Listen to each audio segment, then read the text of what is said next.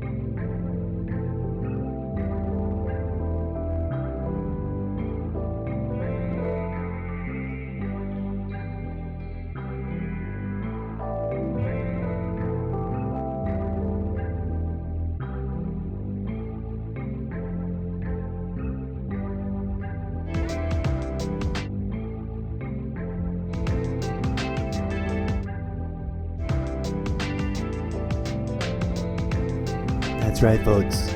We're going to go way, way deep far back. I don't know for how long. Maybe for just enough moments to be like, look at how crazy this place looks. But we're going to launch Elder Scrolls 3 Morrowind. I think we probably have a going game file in the cloud. But we're probably just going to launch it straight, like go new game. To have the new game experience, whatever that may or may not be. We're going to poke around and do like a thing. And maybe try to push to like a little further than we did whenever I remember the last time I played this, I literally like opened the game up and went, oh god, I don't even want to find the first thing I'm supposed to find to start this. This is just weird. And I backed right the F out. I'm going to try to push for a little bit further than that this time. But also, I can make no assurances. I have my weird biases and preferences. And of all of the... For those of you who are new, hello and welcome. For those of you who are all copy-paste sales bot army of trying to sell me something I don't need, I guess you're here because you're also entertained. I don't know, but stop trying to sell me stuff I don't need, that I don't have any money for, that I'm not going to buy. Please. Because I keep banning you and you keep coming back. And it's like, do y'all not get the picture yet? Or are you all... Is it just that mindless of an operation? I don't know. It's embarrassing. It's annoying. I hate talking about that. Also, for anyone who happened to watch the previous episode, today's first live stream session went way off the rails. Not in a particularly bad way, but in a way that I wasn't expecting, anticipating, prepared for, desirous of. As in, it was not something, who knows, maybe I'll become the next Dear Abby, or whatever that character. Where the heck is the fire go? Remember back in the day, there was always like a something you wrote into. There it is. That was like, please give me advice. I don't know what to do or say about this thing. I'm still figuring out how to orient my brain. There's the way everything looks on my desk to me, and then there's the way it looks on camera, and the way it sounds, which matters all the most. Okay, friends, welcome to the show. TJZ, you are magically already on your 33.3 special perfect point of audio volume. Here it's not down though. I gotta have my happy hippy dippy dippy new age gamer hairdo. Let's go, friends. Okay, so the last episode, today, I'm still processing everything that happened. And I hope I didn't come off the worst way imaginable, which is as someone that doesn't care. I am someone who cares, but isn't a millionaire. right? Like, I can't just go magically, and this is a painful thing to say, but it's true. I can't go magically paying for people's well-being in any way, shape, or form, especially not in terms of members of my internet community that I'm trying to attract. Like, I wish the best to everyone, but I'm the struggling artist here. You know, that sounds terrible. That sounds so selfish. And we just had Easter Sunday, and I guess it's worth taking a moment to pause. In an emergency situation, which that may or may not have been, but in a real emergency situation, the best thing someone who is otherwise useless, such as myself, like unable to help anything, the best help you can give is to direct the person in crisis to the correct, direct them gently and supportively and in a hopefully convincing them to go do the right thing kind of way. In whatever way or form or vibe that makes sense to them or that you're able to communicate.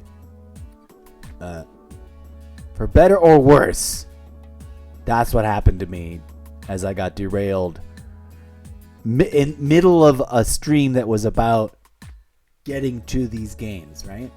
I was testing out whether or not, this now feels like a meaningless detail. The acquaintance, the individual, the internet friend, and I use that in quotations not to be rude or dismissive, but as real as possible about it. We've never met. I don't know them in real life. My internet friends are very real internet friends, but they're not people I don't pretend to know them the way I would maybe claim to know someone I've spent a substantial amount of time with in person. For example, I've got people I used to be daily life interacting with, friends that I haven't seen in 25 years. I don't pretend to know them either, folks. I would never to their face say, I know you. I would say, I cherish what I knew you of before. I don't know what's going on in your life now, but here's what I remember from when we knew each other. And this is what I value about it. You know what I mean? I don't know what I'm trying to say here, other than I don't pretend things beyond the scope. I'm a pragmatist. When I don't actually know someone, I don't talk about them or pretend to, in my mind's narrative of myself, in the storytelling. We all build a world of what's going on in our reality in our heads first. We got to take responsibility for that, friends. And a loving, caring thing to do is to remind each other that we do have to take responsibility for that. I can't build a story in my head that makes it so that I have to be outraged at others and hold them accountable for things that they're not really responsible for. That's not cool. It's unfair to those involved, to those being fixated on, right? There was a healthy dose of that going on. I try not to overshare with the conversation. The details of what the conversation was are meant to be private, right? And my concern for this internet acquaintance friend, this gaming community connection, this person, this real life human being on the other end, right? Like, I'm not trying to minimize or dehumanize in any way, shape, or form. Like, I'm trying to define the balancing act of, like, acknowledging that I give a flying F as a human being a fellow human being on the planet. But I am also neither equipped nor trained to provide professional assistance myself. I am smart and intelligent and thoughtful and aware and self-aware enough to go, hey, maybe you might be realizing or wrestling with the realization that you require professional medical attention or help or care. And maybe that's the help I can give you, is to gently guide you to push yourself and lift yourself up into that place if possible.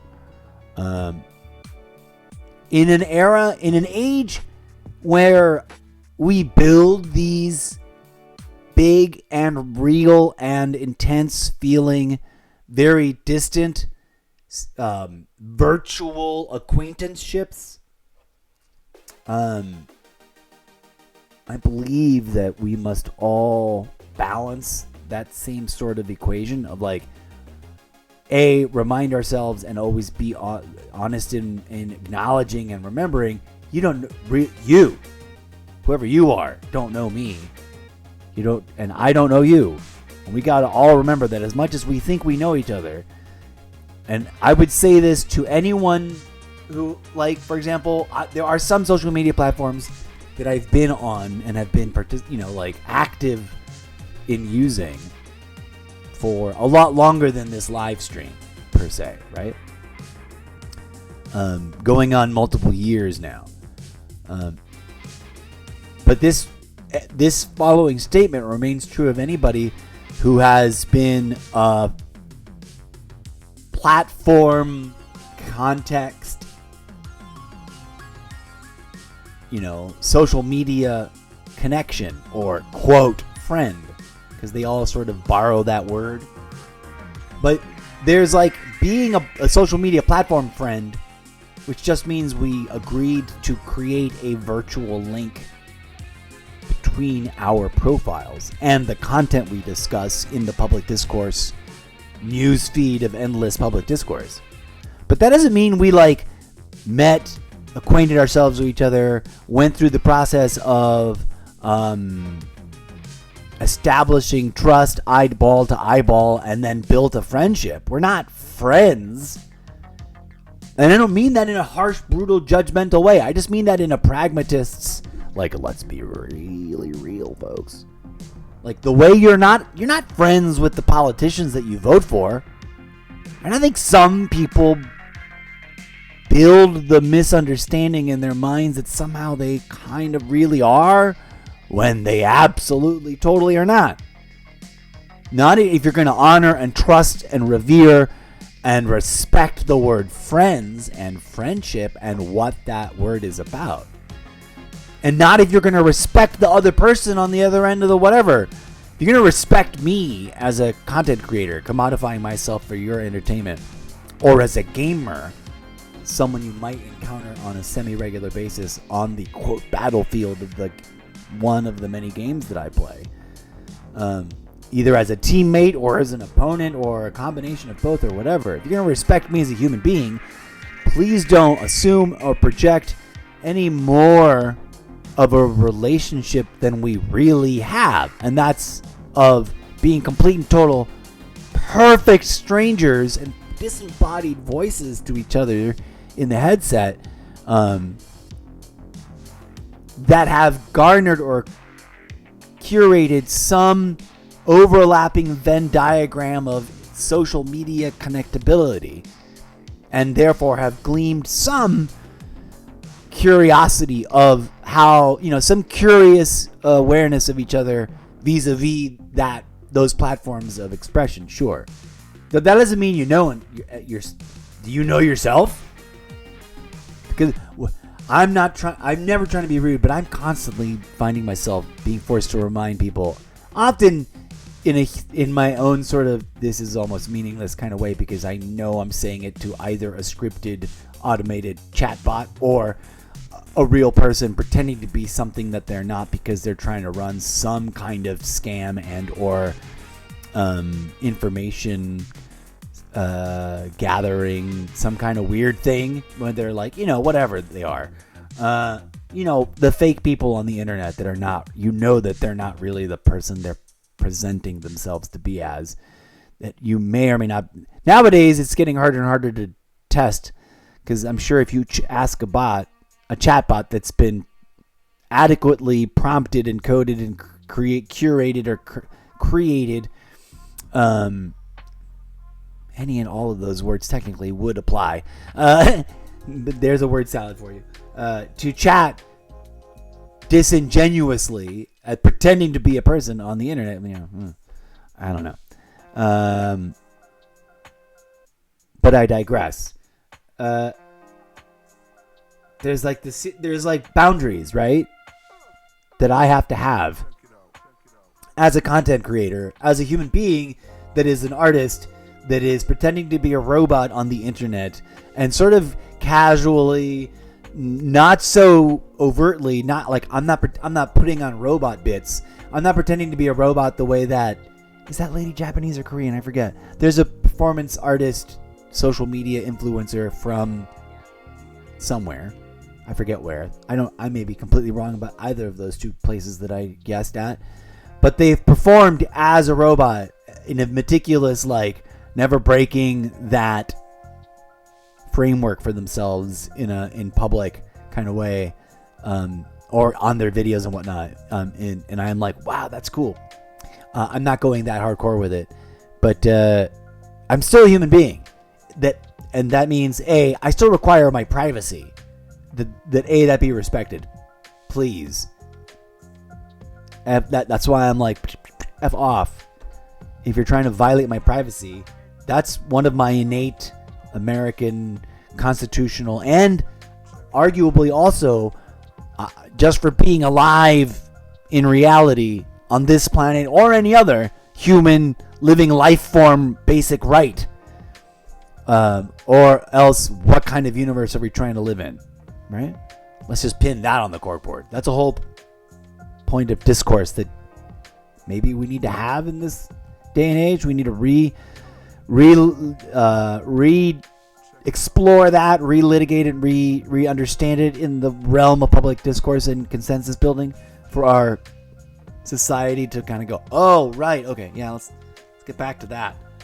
And B, as I was, I don't know why I'm going off on these tangents, but here we go. Lovingly, with all due respect, you got to respect the reality that no matter how much you think you understand about a person, unless you've actually met and hung out repeatedly over time, days, weeks, months, and years, you don't know them. You know their social media. You know the character they're playing. You know the words that they've said. You know the opinion and the imagined things you've created for yourself in your mind. And friends, whoever you are, to hold other people accountable to that is irrational, immoral, unfair, inhumane, unrealistic. And I said immoral because that's why everyone who does horrible things to other people do horrible things to other people. Insert your favorite real life crime examples here. It's because they held in their mind a horrible level of I'm justified in doing horrible things to you because of some imagined thing most of the time. Sometimes, now when I say someone who's done a horrible thing to someone, I implicitly mean someone who didn't deserve it, who wasn't implicitly a danger to the other person. Self-defense is self-defense. Don't come at me with nonsense arguments. In real life, in reality, when someone has taken it upon themselves to violate other people's basic human rights and do horrible things to them, it's because they lived in their mind with some made-up thing that says, I want this, and therefore I deserve it because I want it, and they're going to give it to me. Oh, they're not? Oh, no, I'm angry. You can't do that to yourself. You can't do that to other people. I'm not accusing anybody of anything. I'm just saying some of the details of the conversation that I had, which will remain private, with my friend, made me have to say things along those lines to them. And I think it's a general thing that is worth contemplating at large as we continue to live and evolve in an ever more online, enabled online presence, online self-commodification, normalization kind of society, right? Like, look around at some of the things going on in the world and tell yourself, oh, I wonder if those people had just understood that about the world, about themselves, about the way our brains work. Our brains will create attachments and imagine fantasy scenarios and be desirous of things that we cannot have on so many levels, folks. But just because we can imagine it does not mean it must be so. Just because we conceive of it, just because, I mean, Jurassic Park 1, Malcolm, is it Malcolm? The chaos scientist played by what's his name? In his thirst trappiest, like pinnacle peak form. Not that, I mean, the man's still quite appealing looking if you're into that sort of thing. Which technically I'm not. I can appreciate it from a perspective over here, and I'm not trying to be rude or divisive. I'm just being clear about myself. Again, friends, I humbly invite you all to take a moment every day. I don't mean right this hot second, but maybe also right this hot second, to take a deep breath and remember that, the world is full of things we do not know or comprehend. First of all. Second of all, the world is full of people that we feel familiar with because we see them on the internet, or we see them in movies, or we see them in TV shows, or we see them in sports, or whatever the context may be, but that we don't actually effing know in real life as actual human beings, face to face, eyeball to eyeball, and that we should not forget how to remember that distinction. You know what I mean? Like, we need to always be capable of understanding and remembering that distinction out of human decency to each other, out of respect for one another as human beings. And that applies to, like, over identifying with celebrities, or over identifying with people that you are acquaintances with, or quote social media friends with, whether or not they are celebrities or not, which I'm not claiming to be. I'm just saying, that's not the first time I've had someone who I don't feel I would ever say, do you know them? Someone asks me in a court of law, do you know them? Well, I'll be like, oh, well, I've never met them in person. No.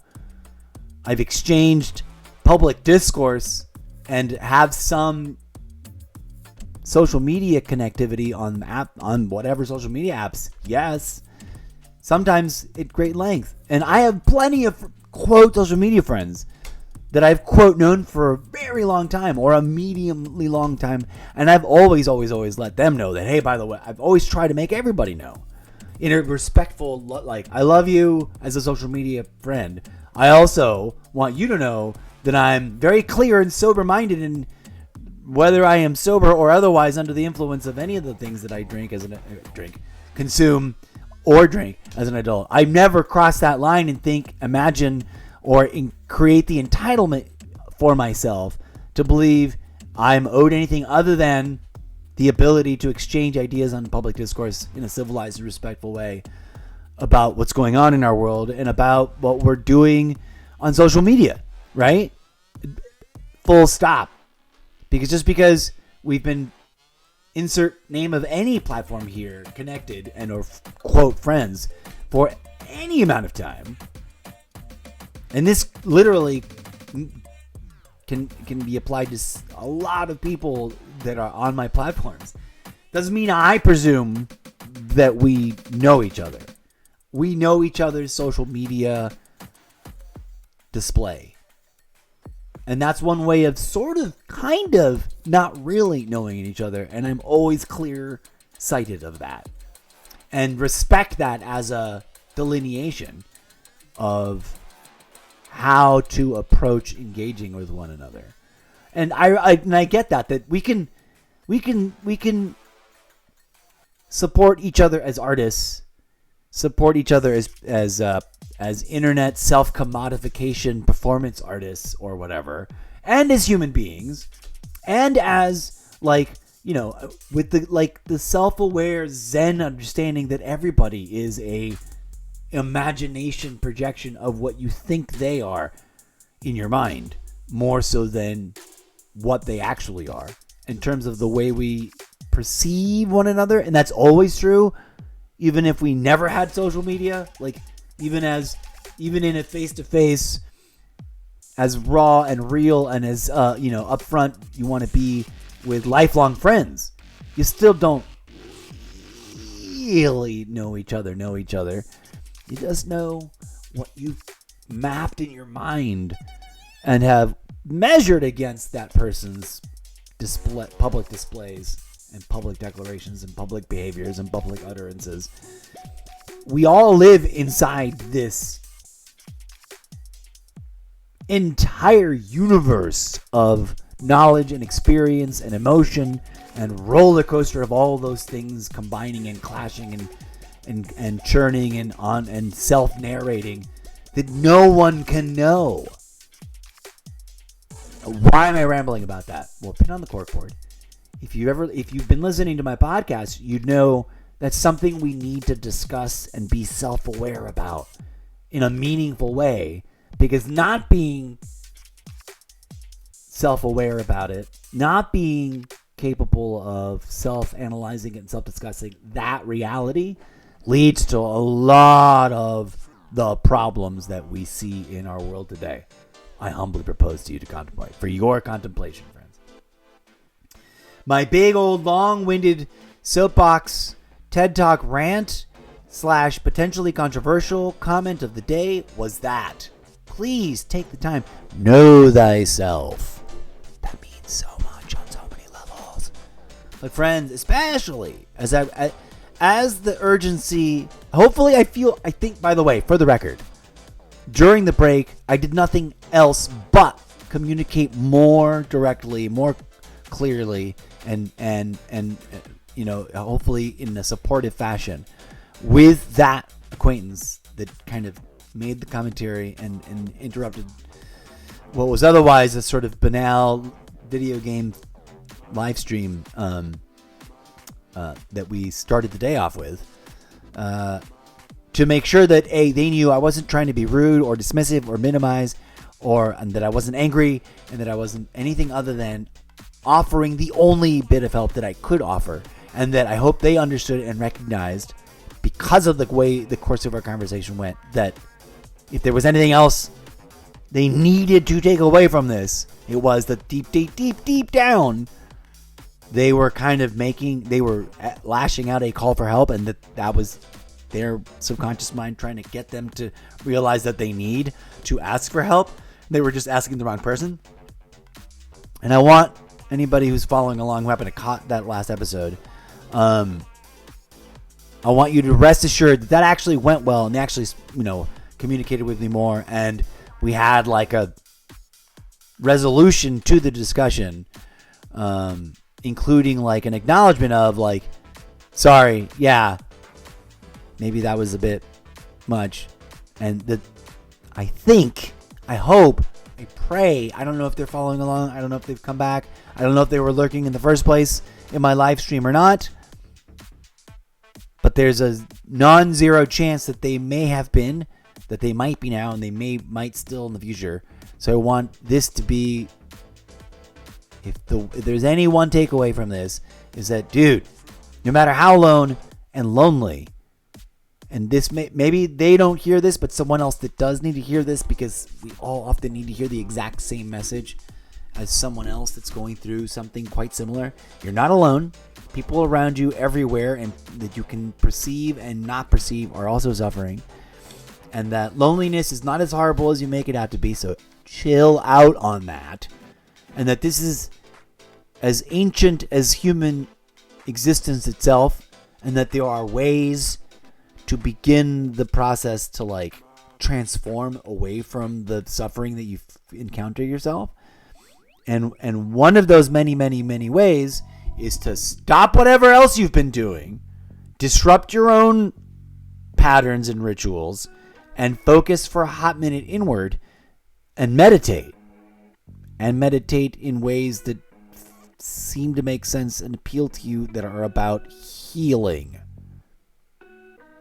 And if you can't take that seriously, then step back and go, okay, then what else can I do?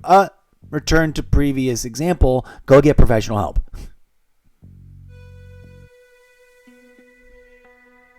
Don't take my word for it. Take some professional's word for it.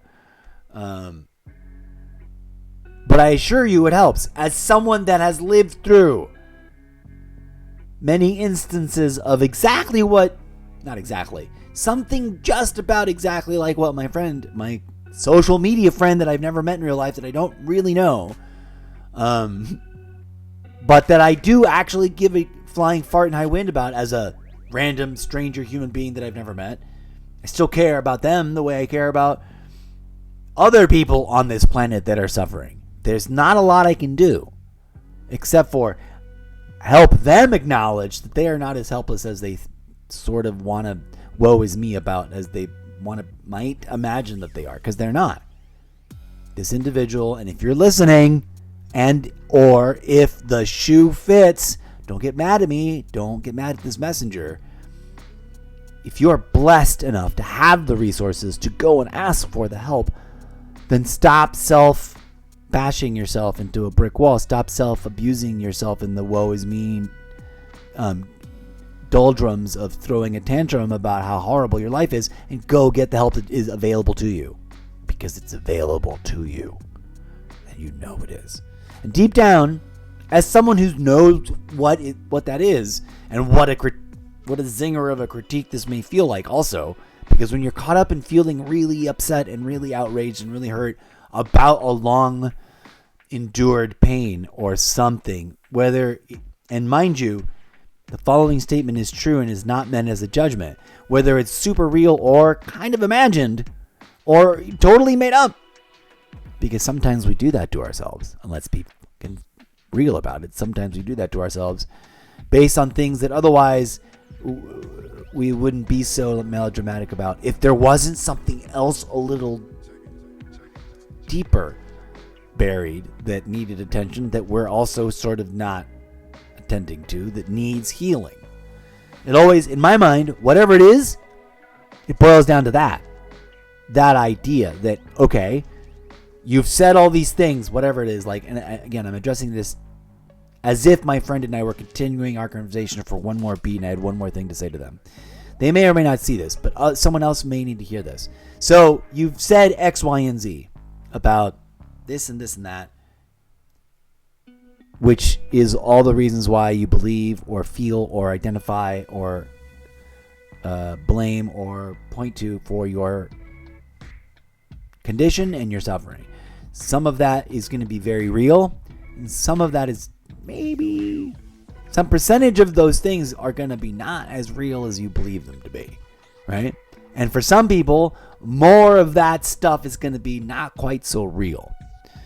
And in terms of that, like, as long as the moment you stop freaking out about that idea, for example, that it's so horrible to be single and alone that there must be some terribly horrible thing wrong with you.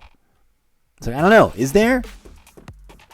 If there isn't, stop beating yourself up about something being wrong with you. And if there is, then go get the help you need to fix it, instead of beating yourself up and others about how there may or may not be something wrong with you. As someone who has endured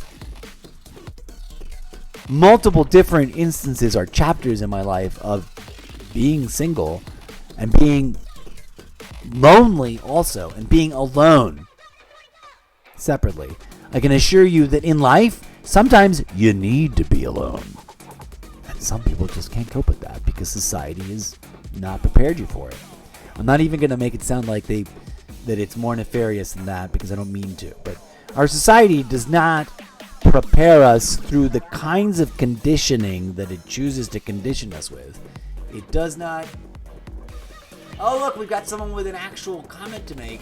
Are you a real human person? Let me put my glasses on, because otherwise I'm going to potentially not be able to see what your things are. But yeah, sometimes we just need to stop thinking and stop traumatizing ourselves about stuff. Yes, other things are objectively, solidly out of our control and real. Let's not conflate the two. What do we got over here? Got some interesting chosen internet name, which I'm going to refrain from reading out loud. Not that I technically disagree. I just don't know that that's that may be in violation of terms of service, friend. For better or worse. Grass is always greener on the other side, never give up. You are a real human person. I am so glad to hear that. I am a performance artist that pretends to be a robot and will sometimes talk as if they actually are. I am not. I do not believe myself to be a robot. Not for real. But hello, I am the incorrigible Mr. Zeppo, fictional character from a book series you've never heard of because I've only just started trying to write it live on stream.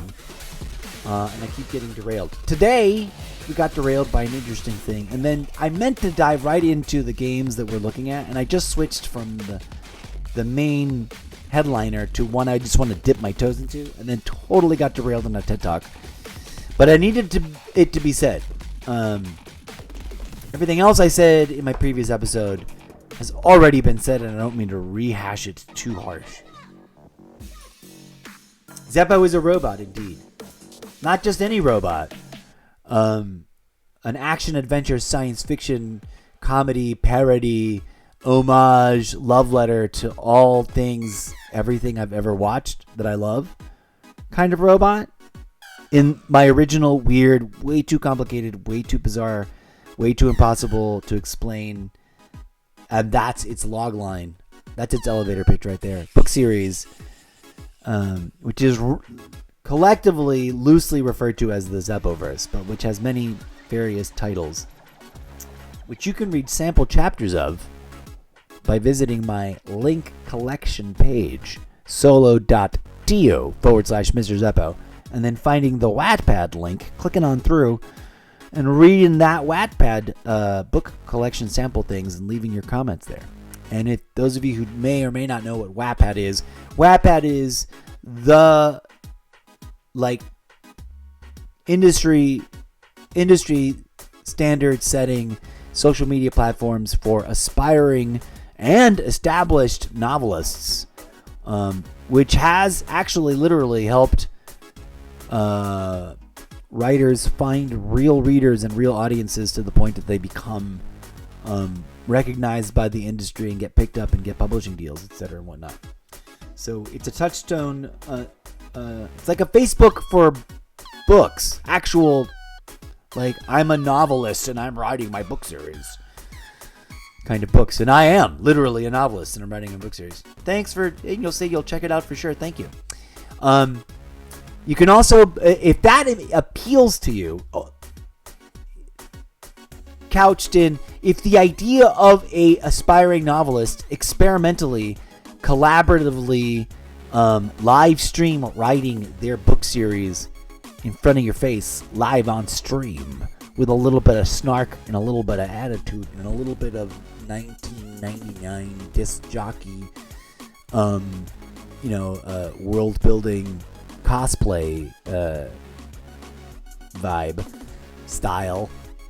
I lost sense of the sentence I was trying to build there, but if any of that word salad appeals,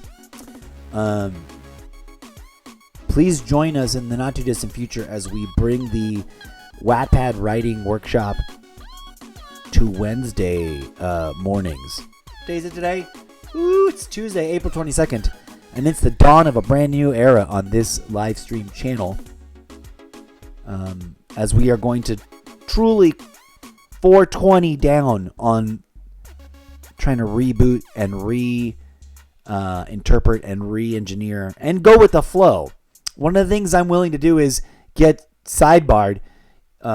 Lately, people have been real human beings have been showing up specifically to debate things with me, which has been weird and interesting. But last episode, I was about to get into Oblivion Remastered, but first I want to just open up Morrowind and open up the original 360 version of Oblivion to taste, test, sample them, and remember what they look like and see what they look like. They are all new to me, by the way. To come 360, fun fact about me, pin on the corkboard. Both the actual real-life human being behind this performance art madness and also the character in this iteration of them, which is being retconned into the past, this live stream, while you're watching it in 2025, it's supposed to be happening like a couple of years earlier than now, as if I'd always been live streaming since the beginning of live streaming began, but earlier than it happened in your universe, because in his universe, he invented it. Like video game themed, just multimedia themed creative self-expression live streaming before YouTube existed. He invented it. And I'm inspired by one of my unknown unsung heroes is a real kid that did a real talk show when he was like 12 or 13 or 14 or something on like VHS videotape back in the day. And I had those kinds of thoughts, but didn't actually ever do them. So we're overcompensating for all of it, and this is what you're watching. Here you are, the brainchild of a much neglected inner child that shoulda, coulda, woulda been like an industry visionary leading the way, but just sort of fucking failed to do it at every step. So we're overcompensating and retconning all of these crazy ideas that I had like a generation too early that are now like super duper commonplace. Like, I kid you not, and this will sound like I'm making this up, but and I don't mean this in any way that is disrespectful to like Ryan George or Stanzi Potenza or the dozens of other people that do this whose names I don't have at the tip of my tongue. But those are two of my favorite celebrities that I consider genuine geniuses in this art form. And I don't know if we've got some new name for it, but the short form self-generated, they made it themselves, they recorded it themselves, they play all the different characters, and they probably made or generated the backgrounds, which I've got artificial intelligence at my disposal. I could be generating backgrounds for me to be acting against, but I literally had the idea to try and do that before the internet existed, like with a big clunky retro Back to the Future handycam. Like, you know how in Back to the Future, what's his name is like videotaping the very first the science experiment that the doc is gonna do.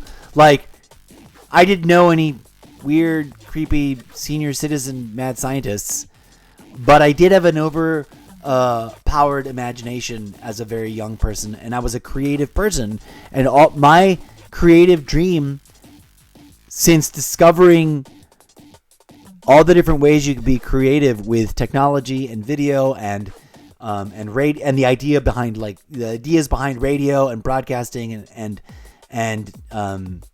being a weirdo and making your own stuff up. I had notions and visions of performing in like sketch comedies where I edited the video against itself and it was just me playing a chorus of parts. But it was also like, wow, that would take so much fucking time. Imagine trying to do that back then when I couldn't afford a real video editing machine, the kind that would have been like a real actual analog video editing machine to edit actual tape. And there was no application that these young people who grew up with them at this sorts of stuff available to them for free, right? In like whatever weird data harvesting, soul stealing trade-off we've all been making. So it's kind of crazy to me, and I'm super late to the party, and I'm not pretending to be I am in awe of what the likes, what the talented people out there, the likes of which the only two names I remember right now are Ryan George and Stanzi Potenza. There's several other, what's the name of that restaurant? That restaurant guy, Roll Tide.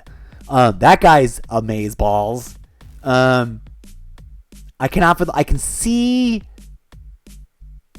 that content creator's face as he plays all the different parts, from the chef to the host to the boss to the customers, but I cannot for the life of me remember the name of the bistro something. fucking genius. And I am in awe and astounded. And I'm nowhere near prepared. And I'm not announcing that I'm going to start making that sort of content. But I did used to wonder if there was some way I can get away with doing that. Even if it was just rough cut. I obviously stopped the tape and then pressed record again, edits. Now that and the only reason I don't have a whole catalog to show you of weird sketch comedy that I had already done, because I did invent the genre. What is the name of that genre, by the way? When you make sketch comedy and it's one creator and they play all these different... and there's a bunch of people that do it really well. There's the lady that does the God and the crazy angel that invents all the animals. Genius. And she's got like different genres of stuff going on. Anyways, why am I rambling about that? We're supposed to be doing Oblivion. We're going to compare and contrast Oblivion, but I now need to take a little break because Mother Nature has decided to call in on me. And I need to decide if I'm going to make tea or not. That depends on how much coffee I still have left in my coffee thermos. I'll be right back. Uno momento. Thank you for being here. Redacted name that I don't hate it. I just don't want to say it. Because you're dangerously... I think that might violate terms of service. And I'm not a bootlicker, but also I'm trying to commodify myself on these platforms. And I'm trying not and to do that. I would rather not. But also, good on you.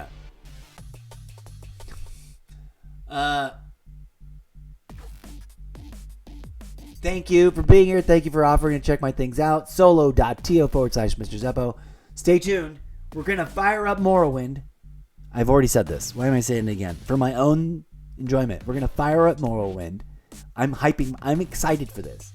It's going to look weird and crazy and old and ancient. But just like with Call of Duty and with Assassin's Creed, the Elder Scrolls franchise is a whole franchise that I lived in FOMO, jealousy, envy mode, and had to be zen about I have no access for all the different reasons that I've overexplained. And in retconning myself into a fictional world-building history, there'll be different reasons than the ones that I have expressed, but they'll be inspired and based on the actual reasons. And then commodified to also allow for the fact that this character that I'm pretending, or maybe someone else that they're affiliated with, is the, quote, inventor and bleeding edge earliest adopter celebrity of self-commodification live streaming of various content creation live streaming formats. Which sounds really self-aggrandizing. It's not about that. It's just about placing my weird, crazy character in a place where he can then do other things. Because he's got all these things at his disposal that I don't in real life actually have. Like capital and a bankroll to bankroll projects and the ability to invest and or fund, my own. He's going to be like a mogul, like a good guy, millionaire, billionaire, oligarch. If we can pretend to have such a thing in the future. But uno momento, please. I must preemptively answer Mother Nature's call. I hate please forgive the prolonged teasing and delay, but we shall dive right into the thing I just said, which is those three games in that order, probably in kind of lightning round, quick succession too, for the brain scintillation of a direct side by side real time comparison. So stand by for that. DJ Zed, play some robot rock music for these delightful human beings audiencing our audience right now while we step aside and empty this oil can.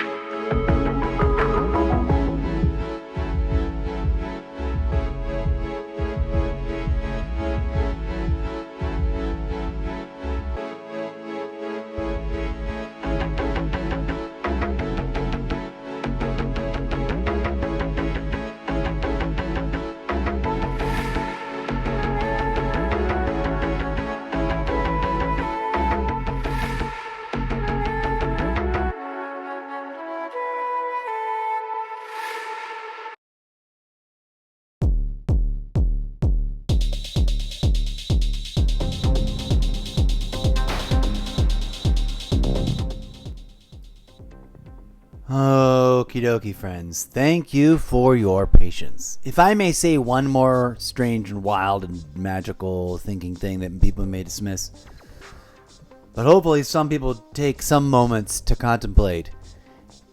The entire human species deeply needs emotional, psychological, physical, spiritual, transcendental healing. All caps. And I believe that's a fundamental truth. Ignore it, deny it, dismiss it, laugh at it, minimize it all you want. Or you can get busy attending to what portion of that shared collective need to heal, that you can attend to, because it's yours. And I mean that sincerely, in all reality, right? Like, anybody who's... I don't know if our friend redacted name over here...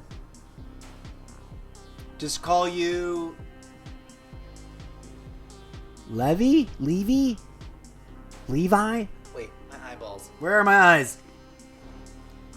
Also, thank you for an update. Leave. Just call you Leave. Or Leave Them. I could call you Leave Them. I just can't bring myself...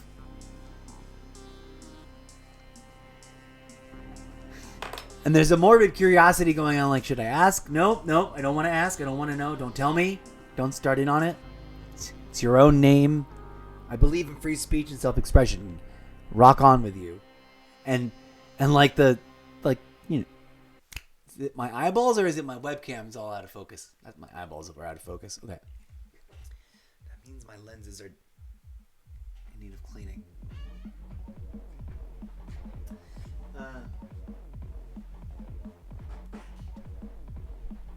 Anyone following along, and I don't know if our friend Leave has actually been following along or not, but thank you for dropping in whatever random moment you did.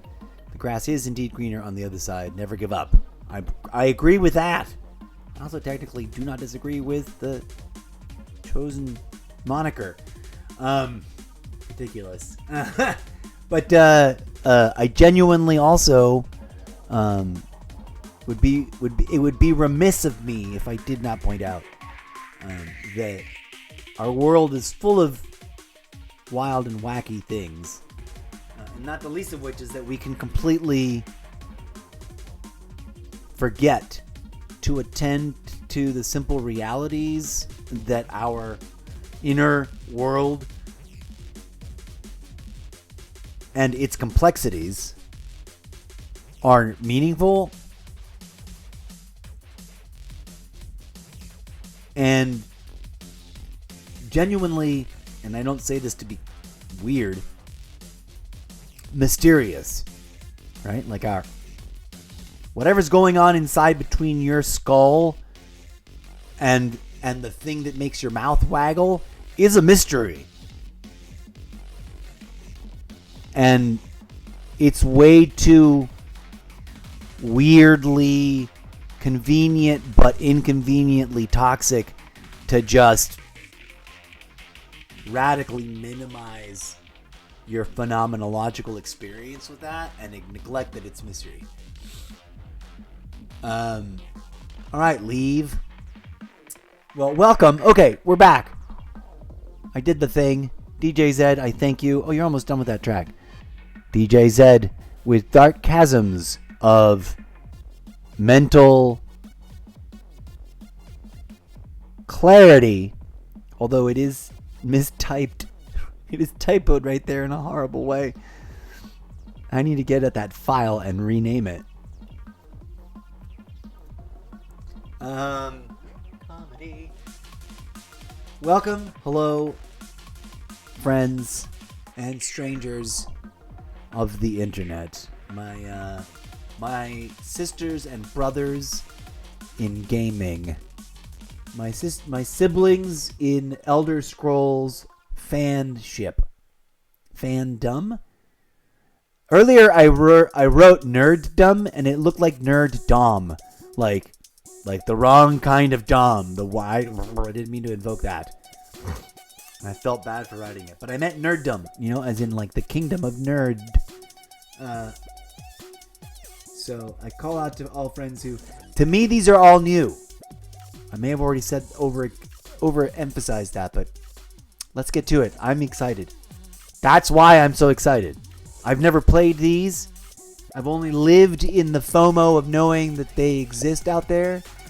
This is true of the entire Assassin's Creed collection, which I now have every single item of, at least have access to, vis-a-vis the Ubisoft Plus subscription, plus a few prior choice selections in the discount bin.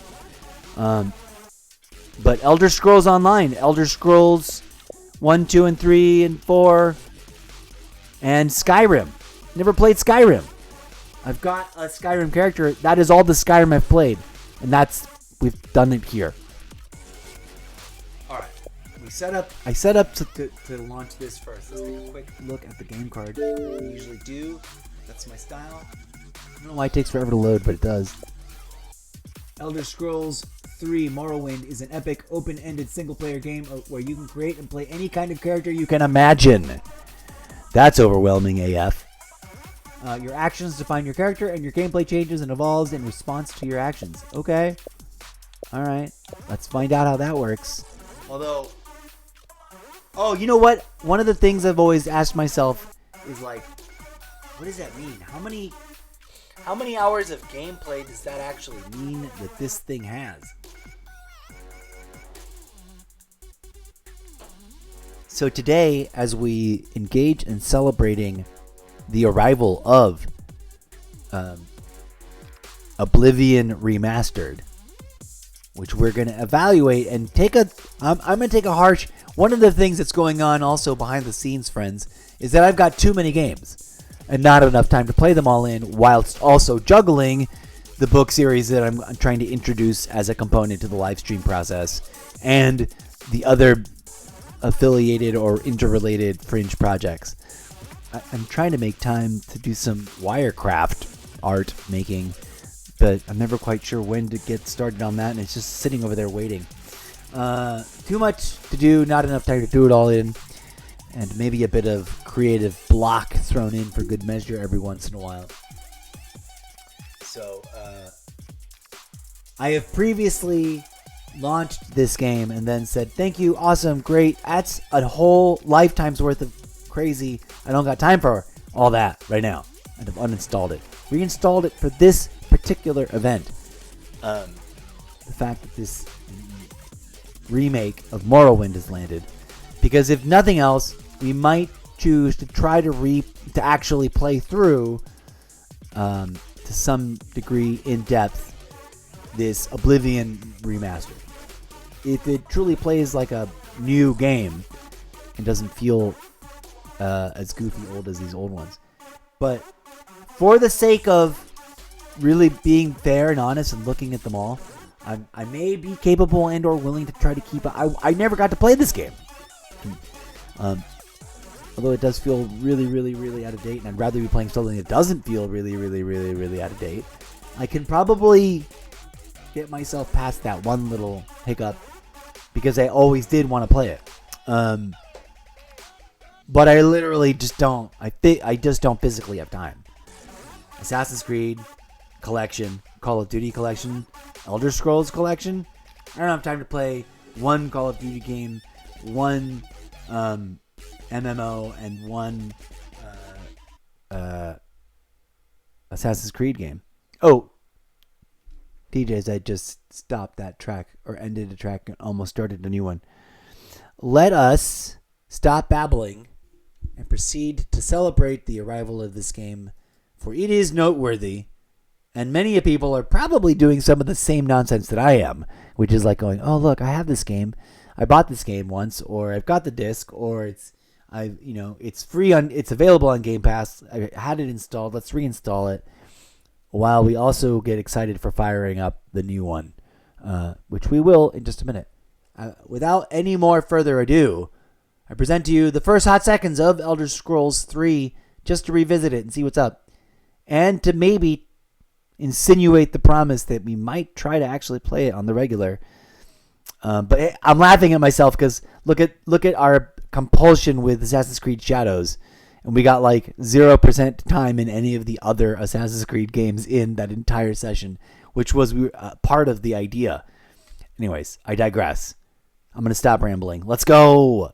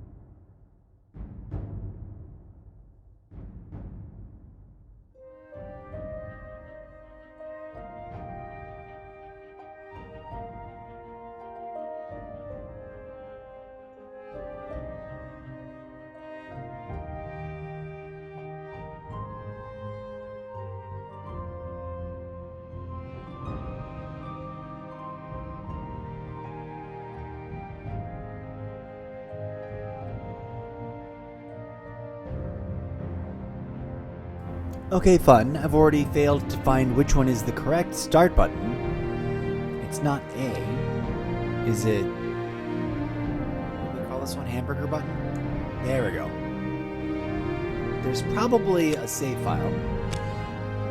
Game of the year saved. 3 a.m. 61 blocks. I don't know what's going on with that. But we're going to back on up. We're going to... Like I said, for realsies, I'm going to go ahead and just start a new game. Because we're celebrating newness. We're celebrating the newness of Oblivion Remastered by, for funsies and jits and giggles, revisiting these two. Right? Actually, just for funsies, before we even launch this, I'm curious where Elder Scrolls 1 and 2 are, if they're available on Game Pass also. I think, didn't I maybe at some point have them all installed? Before we launch anything, let's go ahead and get that out. Or are these the only ones? Did I already look? No, I don't think I have them. Let's go to the store. Let's just type it in. This is for fun, to celebrate, and to just explore, and to... no one's paying me to feature this game or this franchise. I sure wish I had some cool, awesome capital investment. Wink, wink, nudge, nudge. Come on in, capital investors that understand and believe in and can support my artistic vision as it is without trying to make me change it. Oh, isn't that the theme of all the drama and movie making? Okay. We got Oblivion over here installed. We got the deluxe edition full price. If you didn't have Game Pass, you could buy that. We got Oblivion, the original 360. That's number 4. There's the $9.99 upgrade for Game Pass people like myself. We got Elder Scrolls Online 2025 Premium Edition, which I don't need. I've already got my own most recent. I've got the Elder Scrolls Online Xbox Game Pass Edition installed. We've got Skyrim, Elder Scrolls 5. Skyrim installed. We got that. We got Morrowind installed. Gold Road is the newest chapter / expansion / DLC collection for Elder Scrolls Online. But I honestly, as much as I love it, how come this one... Oh, that's like the not... Oh! Should I install the regular ones so that it's not a Series X game and I can free up... Oh my gosh! Mind blown, you guys. I didn't realize I could do that. This may seem like a completely irrelevant thing. I love Elder Scrolls Online. I want to keep my characters around to dabble and play with more. The world is forever expansive. Maybe one day, if I make more money, I've got more free time, I'll invest in updating whatever expansions are left to buy. I'm hoping this game lives a nice, healthy, longer life and doesn't just magically disappear on us anytime soon. Fingers crossed, knock on wood, who knows? But I forgot and didn't remember and didn't know if that there was and there could be a not Series X edition. Which maybe, just maybe, I'm going to replace my login and swap it out so I can keep it on the... Yes. Do I make sense? Because, as you may or may not know... This is managed included with Game Pass. As you may or may not know, 1.89 gigs. Really? It's that tiny? I think I have the Series X edition installed, right? Which is 160 gigs. Whoa. How come the other one is...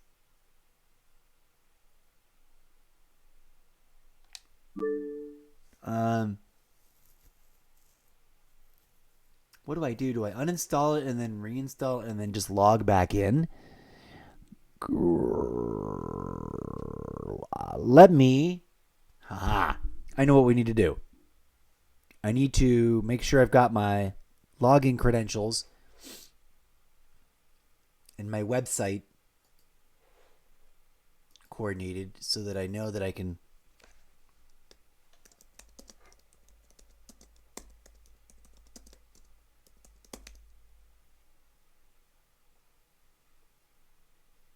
Not on Twitch. Just the official Elder Scrolls Online. I'm very tempted to install the not Series X version so I can uninstall the Series X versions. But maybe I won't do that right now. That would clear up that would open up so much room on my... Because right now... Here's my issue. Is this running? No. So, everybody knows you've only got so much room on your internal drive, which is huge, right? It's huge, but it's also a limited amount of space. I do indeed have a storage expansion card, and I have a USB external drive. The USB external drive can only... there's my official website. I'm going to go over there to it. And I'm also going to look up /open my entry in my credentials archive, secret logbooks, to make sure I can log back into the game. On the external drive, I can store and launch pre-Series X Xbox games, and they'll play beautifully fine. But I can store and then rotate off the other drives Series X games. But I cannot launch them from there. So I'm always down to replace a really big game with a non-Series X game, especially if I'm not really playing it that much, but I don't want to give it up yet. And that's exactly the case with... It's not on this. It's over here. Where the F is it?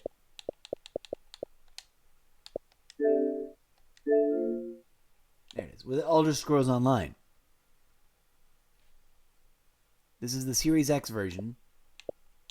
And I kind of wish I had the not Series X version. Because I don't think it looks...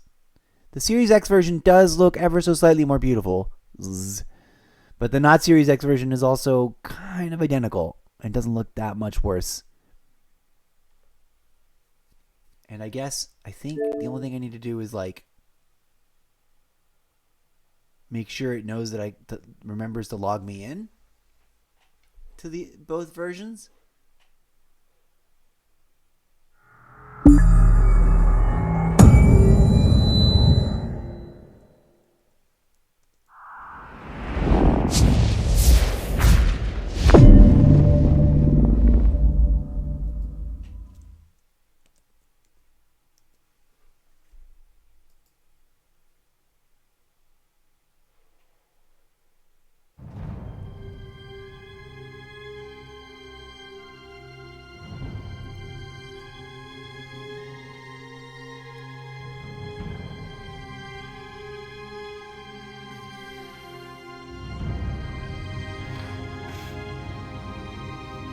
Where is my account?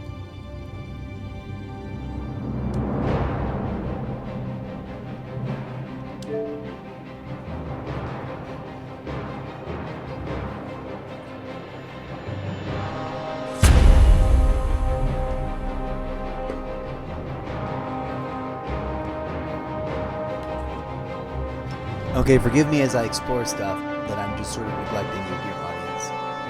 We log in. Welcome to Zeppo 420. North American Xbox Mega Server will be taken offline for maintenance at 6 a.m. Eastern on 10. Whatever soon. Is it off right now? Here's what we're gonna do. I'm just gonna. We already logged into the game today. I'm gonna log back in, make sure things work. I think all I need to do, I'm gonna confirm that my login as Xbox works on the website. So this is Zeppo 420, yes it does.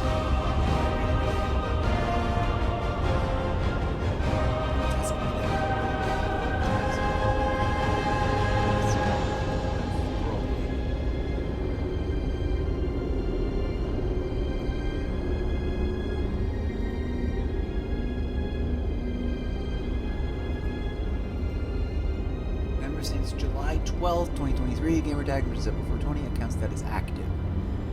Cool. Alright.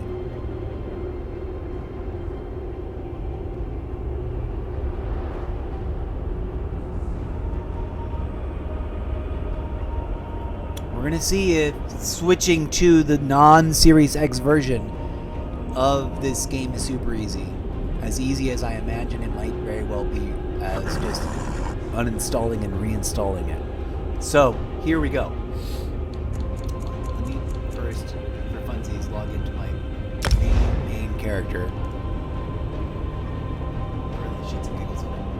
Hello and welcome, viewers. We are going to work our way towards playing deep into, by the way, I intend to get lost into it unless I don't like it for some reason. The new Elder Scrolls Oblivion Remastered. I'm just poking around over here for shits and giggles with other Elder Scrolls games. I wanted to take a quick look at what it looks like over here in Series X. We're going to take a good hard look. Remember this. So we're going to move this over to not Series X.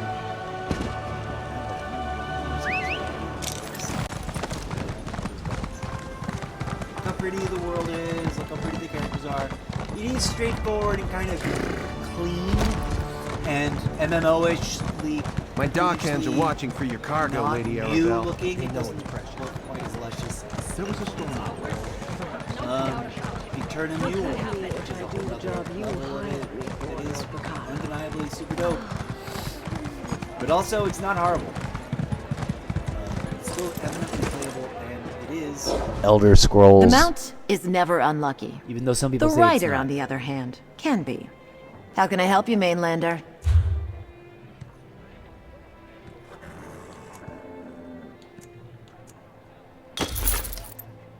Here we go. We used to do the Cavalcade of Ponies, which was getting all our characters over here and use this pen to do the daily training for the horse. We stopped doing all the daily logins for this game, but we're trying to bring it back. Thus, the login. Wait, did we do the thing? I forgot. Did we already collect the doodle-dad?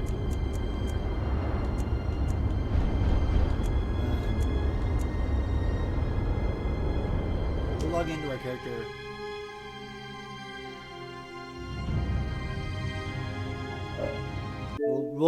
What we're about to do is to test, for the sake of more room on the Series X side of Launchable's storage space, we're going to uninstall Elder Scrolls Online Series X mode and roll it back to pre-gen mode that will launch from the external drive. Here we go. Fingers crossed this works as easy as I think it should, and we can just get to it.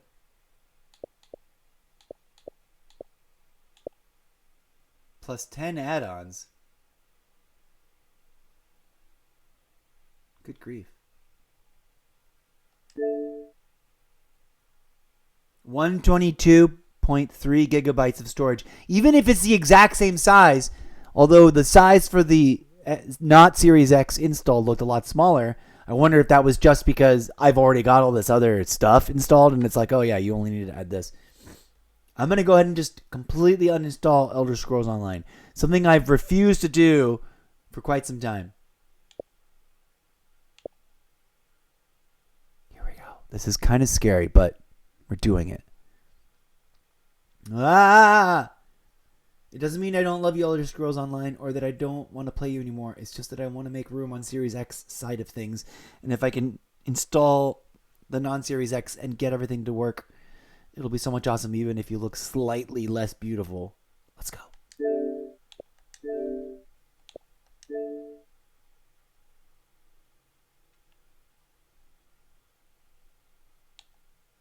We're going to leave that.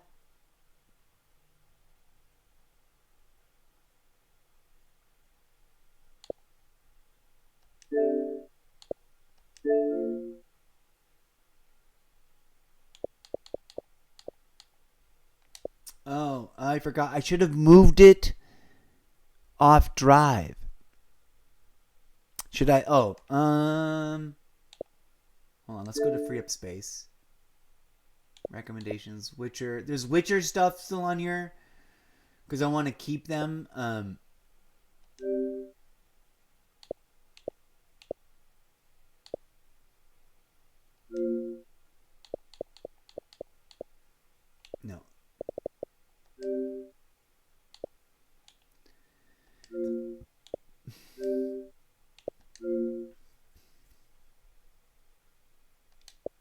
Hang on.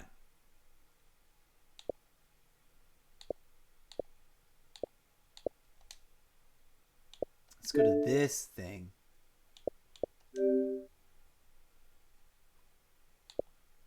That was on internal storage, right?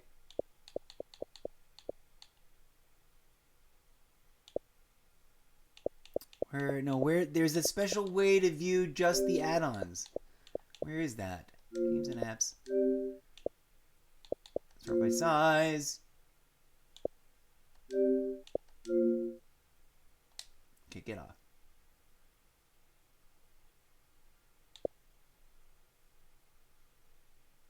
Where did that thing go? Oh, look at this. This page has a Ubisoft Plus. Yes! I didn't realize that I had a directory of everything Ubisoft Plus right up over here. Sweet. Now, whenever we want to review for lost Ubisoft Plus, we're going to go looking for it. It's right here somewhere. It's right here under full library. I gotta remember that. Okay, hold on. There is a place to look at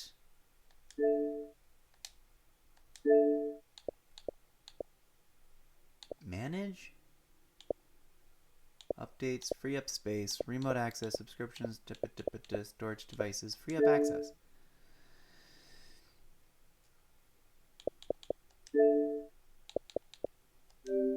Games, apps, games.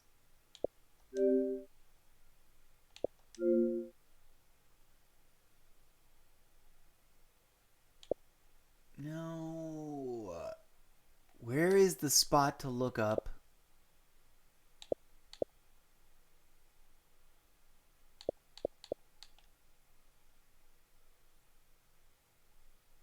Somewhere, and I don't remember where now, in this complicated menu, there's a place to be like things you can delete that you don't realize you can delete. And it's not this menu. I just also love clicking on them. Full library. Sort by date acquired. Group by console type. But that's not it. And it's not this. And it's not this. Is it a filter here? Accessibility? No, it's not that either. Where the fudge is that? Is it over here? Recommendations, no. Network settings, personalized, account, system.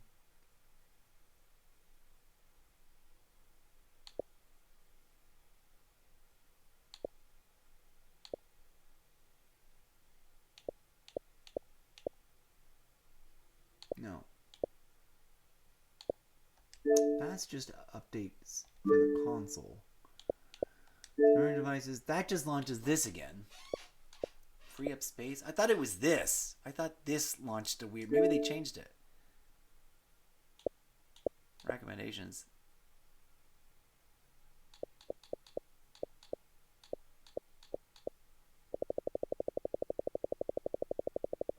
Oldest to newest.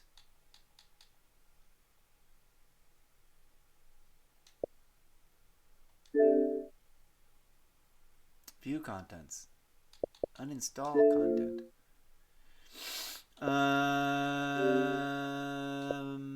By size.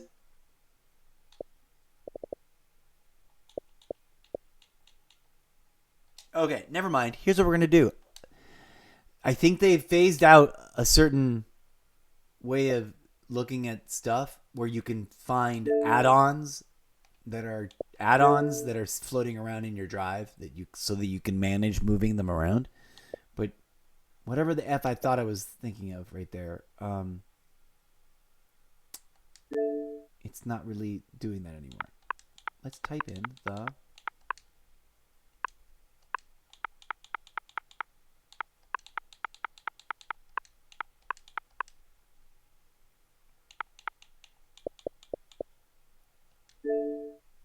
Elder Scrolls not Series X, managed with Game Pass.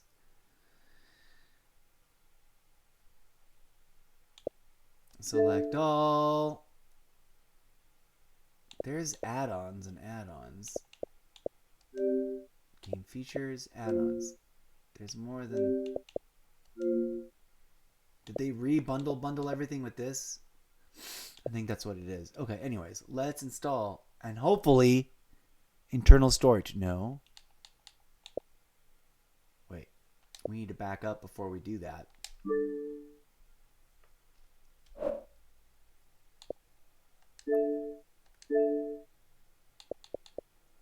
Manage. Storage devices. Change installation locations.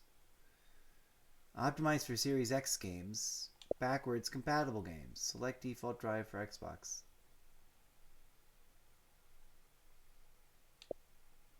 Huh. I don't want it to be optimized for Zeppoverse game drive USB. Set the default to the Zeppoverse game drive USB? Yes. Everything goes there. It's got the most room. 148 gigs free. 126. We just deleted. Let me see this. Right?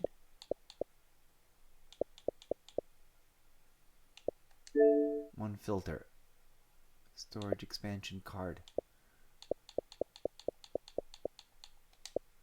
Not sure what to play. Surprise me. I never noticed that feature. What does that do? I want to find out, but I don't want to hit it now. We're going to pin a corkboard in the memory mind of this.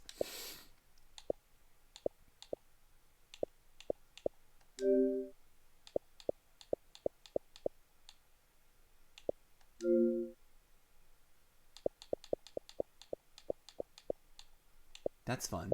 Okay. Sort A to Z. Sort by letter. No. Sort A to Z. All together. Boom. We can also sort by console type. We uninstalled it.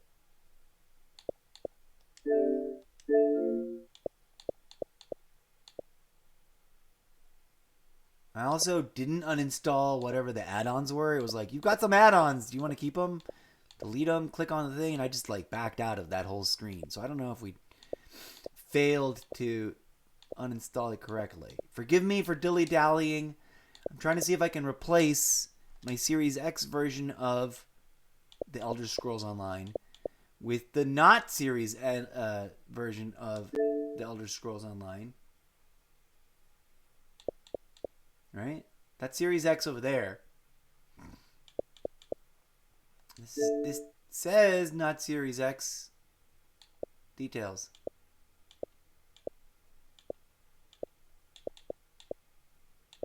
Xbox One X enhanced. Huh. And then add-ons for this game. That's the content pass. I don't think I own that. This says 122 gigabytes. Manage. Oh, but then it says Series X. I don't want the Series X one. I want the not Series X one. Is there no longer a not Series X one?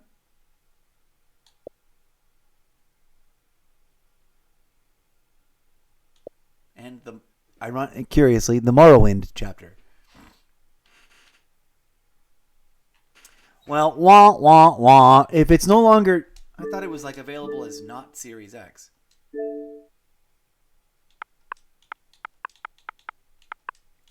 Am I just failing to read that correctly? Or is it labeled as if it were and then it's just not?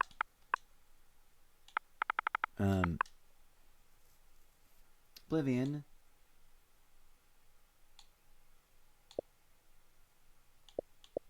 See, look. Series X. Yeah, I don't want Series X. I want regular, not Series X. Which is what we clicked on before. But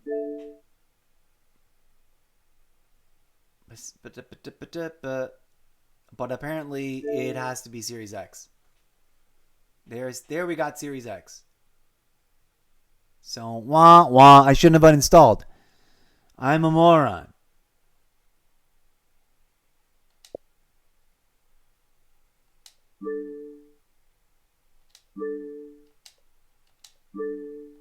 Okay, well, I guess we'll reinstall and we'll have to put it back in the plain old regular place where we had it.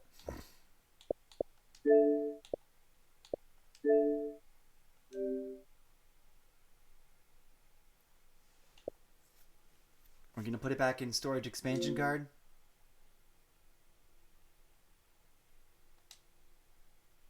Yes.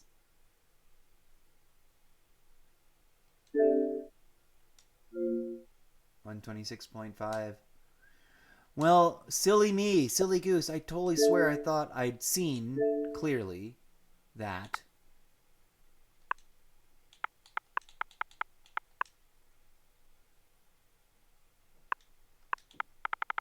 And I was obviously dead wrong.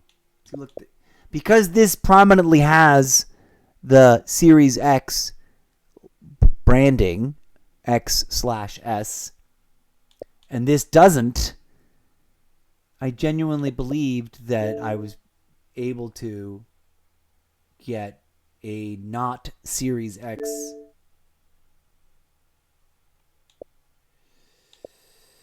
But oh well.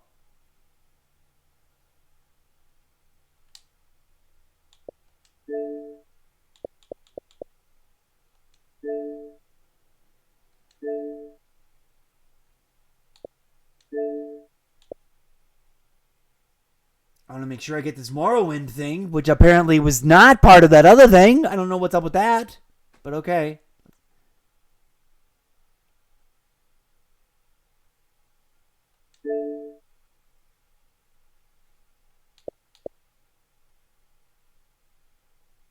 I had a bunch of other ones, but I guess I never uninstalled them, so in theory, they'll be there still. Fingers crossed, shouldn't have effing uninstalled it. If I just realized that it was always... It's weird, though. This one's selling for $4.99, which is kind of hilarious. And the other one... Oh, doesn't have a price.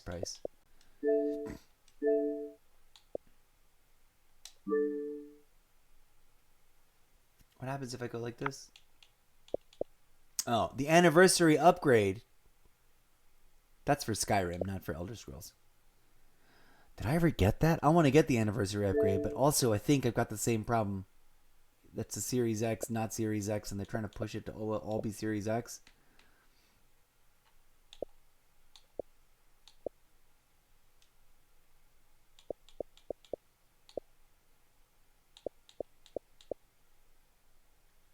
Housing starter.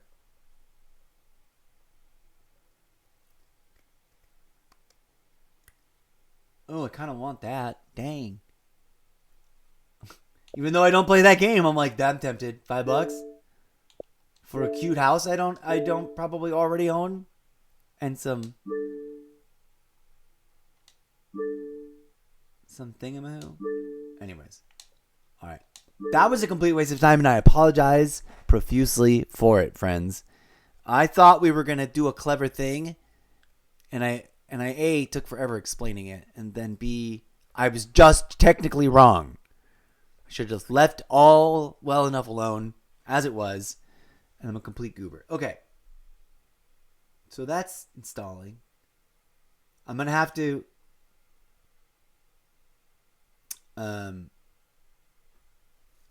to verify that it all works and looks exactly what it looked like before in a hot second once it's finished reinstalling, and that it remembers to log in with me.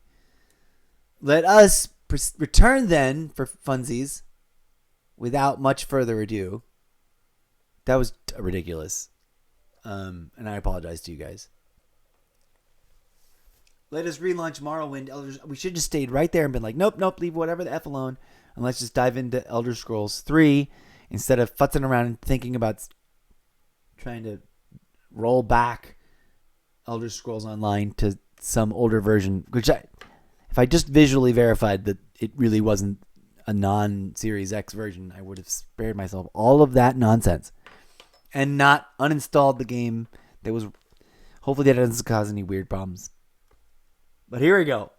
Without further ado, I'm going to shut up and we're going to launch a new character in Morrowind, Elder Scrolls 3, just to get a good, strong flavoring, tasting of what that's like before moving on to the original Oblivion and then to the Oblivion remaster.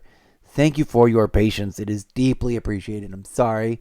This has been wibbly and wobbly and all over the place, but here we go.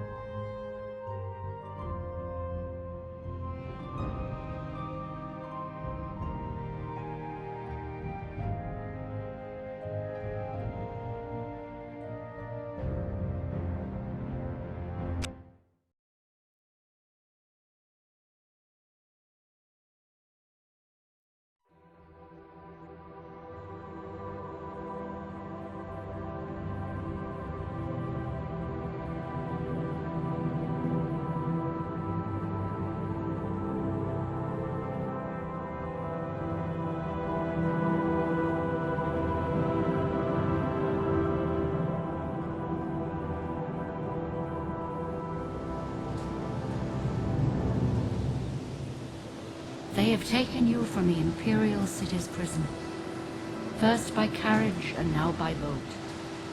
To the east, to Morrowind. Fear not, for I am watchful.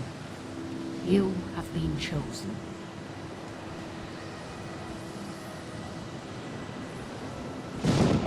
Wake up. We're here. Why are you shaking? Are you okay? Wake up. Stand up. dreaming. What's your name?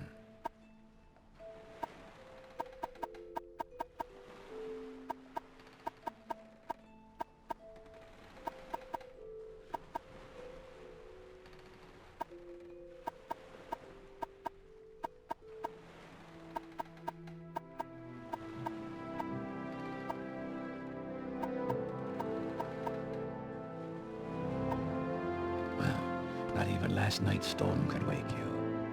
I heard them say we reached Morrowind. I'm sure they'll let us go.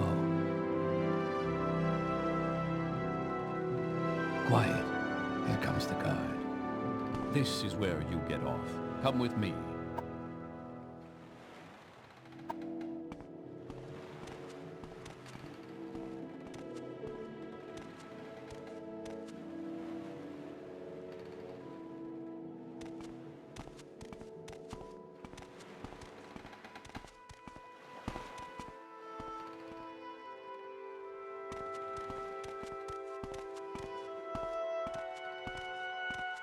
Get yourself up on deck and let's keep this as civil as possible.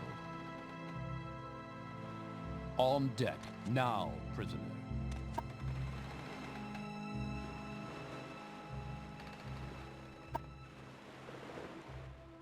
The sooner you leave, the sooner we can move on.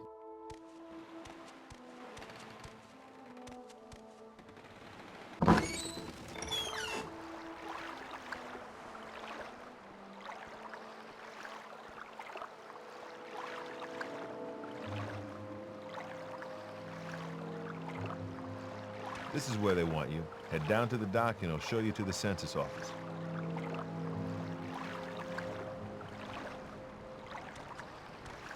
Let's go. Move it along. You finally arrived, but our records don't show from where.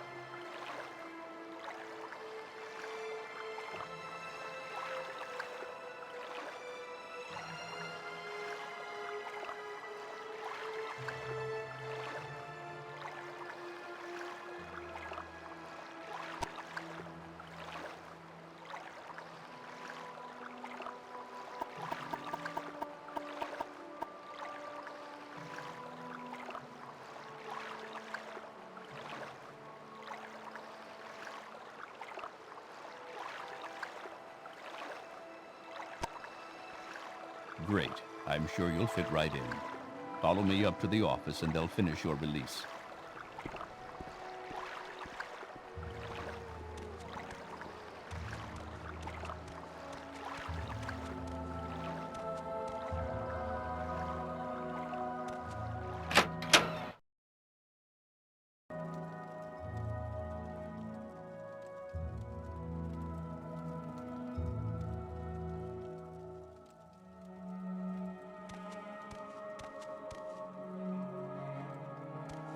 You'll go no further until you have your papers.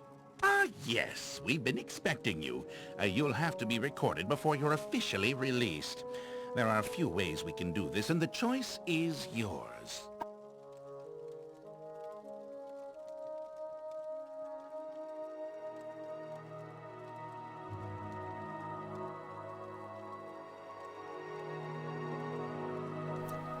Oh my gosh, I remember this. And I don't remember which way I did it last time. Did I just pick from a class list? I think we're going to go with X. I think we're going to pick from a list. See what we get.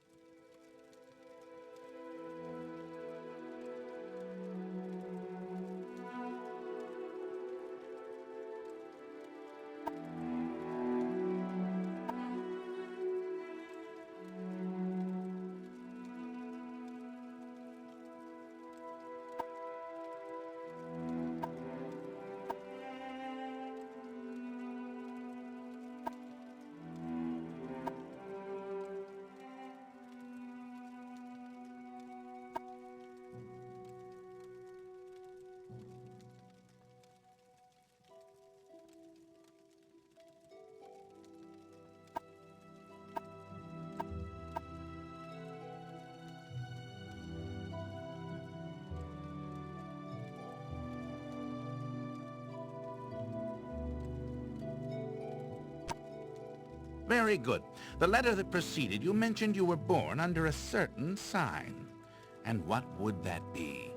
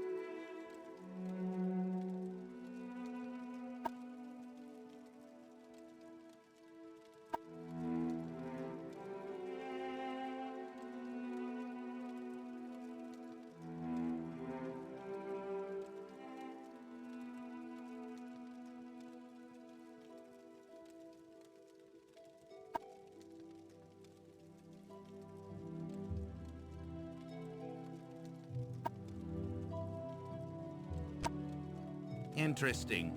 Now, before I stamp these papers, make sure this information is correct.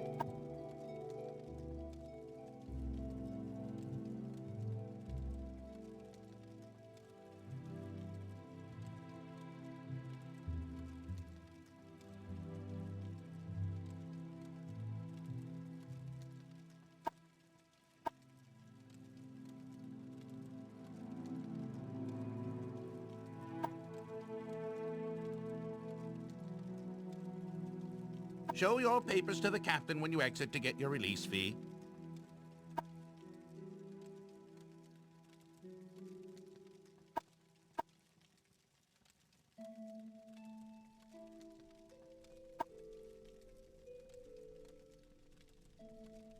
Take your papers off the table and go see Captain Gravius.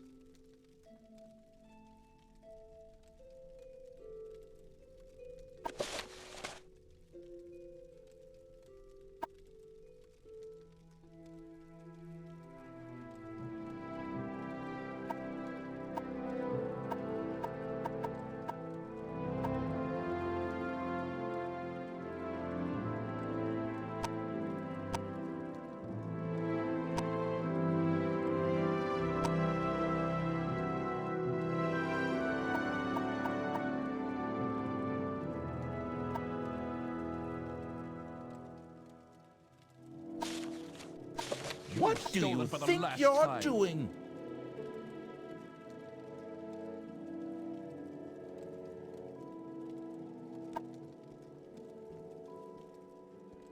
Continue through to the next building and talk to Celisgravius.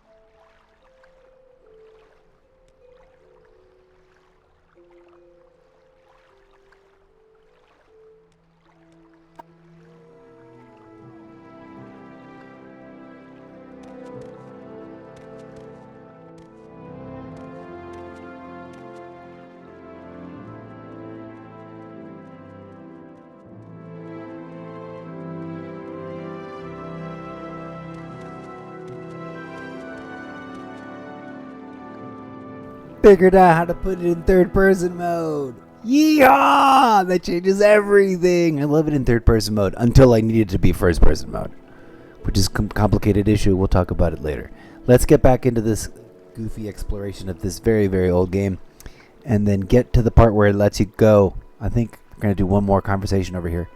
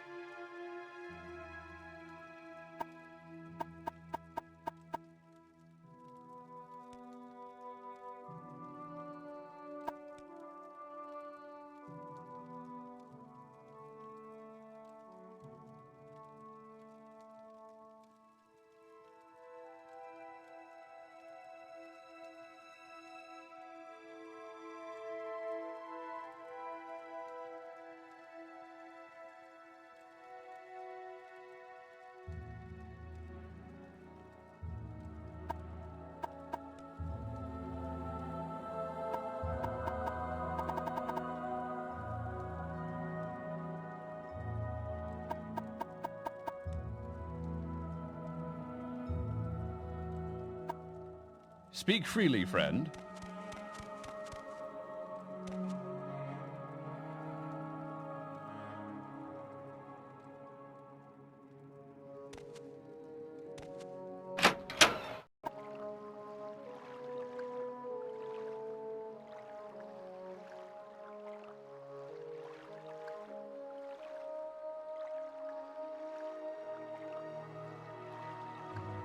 There it is, folks. I love it. I love it. We did it. We achieved my goal, which is to get to this screen. One of my favoriteest things. I finally have a screenshot of it, I think. I finally have a screenshot of the opening quote, too. Each event is preceded by prophecy, but without the hero, there is no event.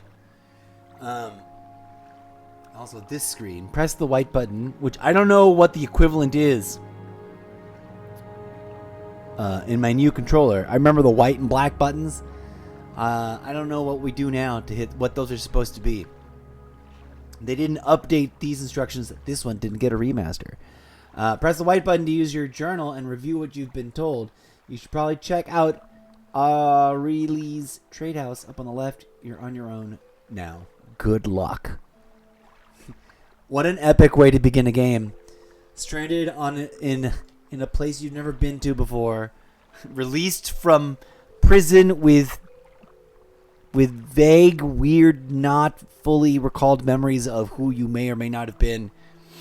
And brought to a new land by the Emperor or Ultimate King themselves for reasons you don't even know.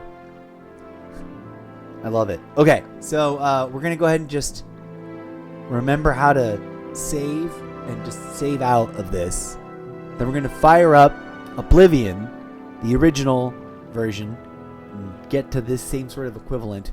And then finally, the remaster. And then we'll back and forth between the remaster and the original just for funsies until we get bored of that. And then we'll just push into the remaster. And then I'll take another break, and then we'll see what's what. Please stand by.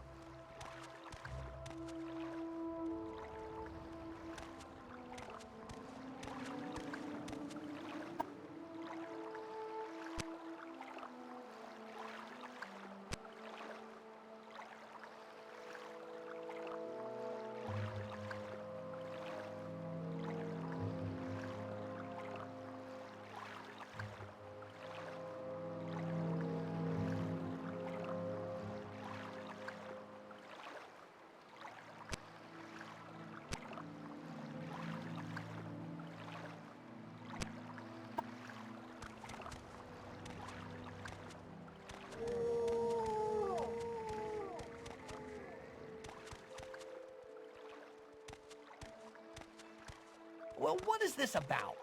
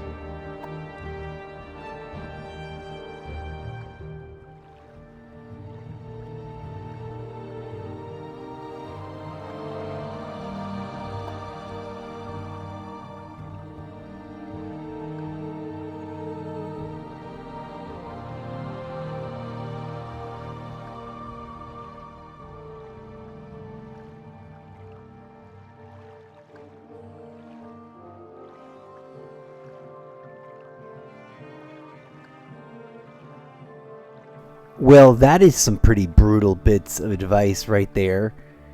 Quite wild. Good times. Let's see what comes up with a little secret.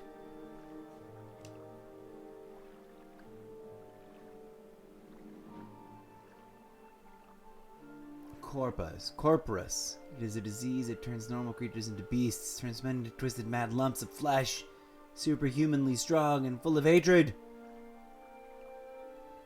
You get it from fighting with diseased creatures. It's hard to get corpus, but harder to get rid of it. In fact, I hear there is no cure.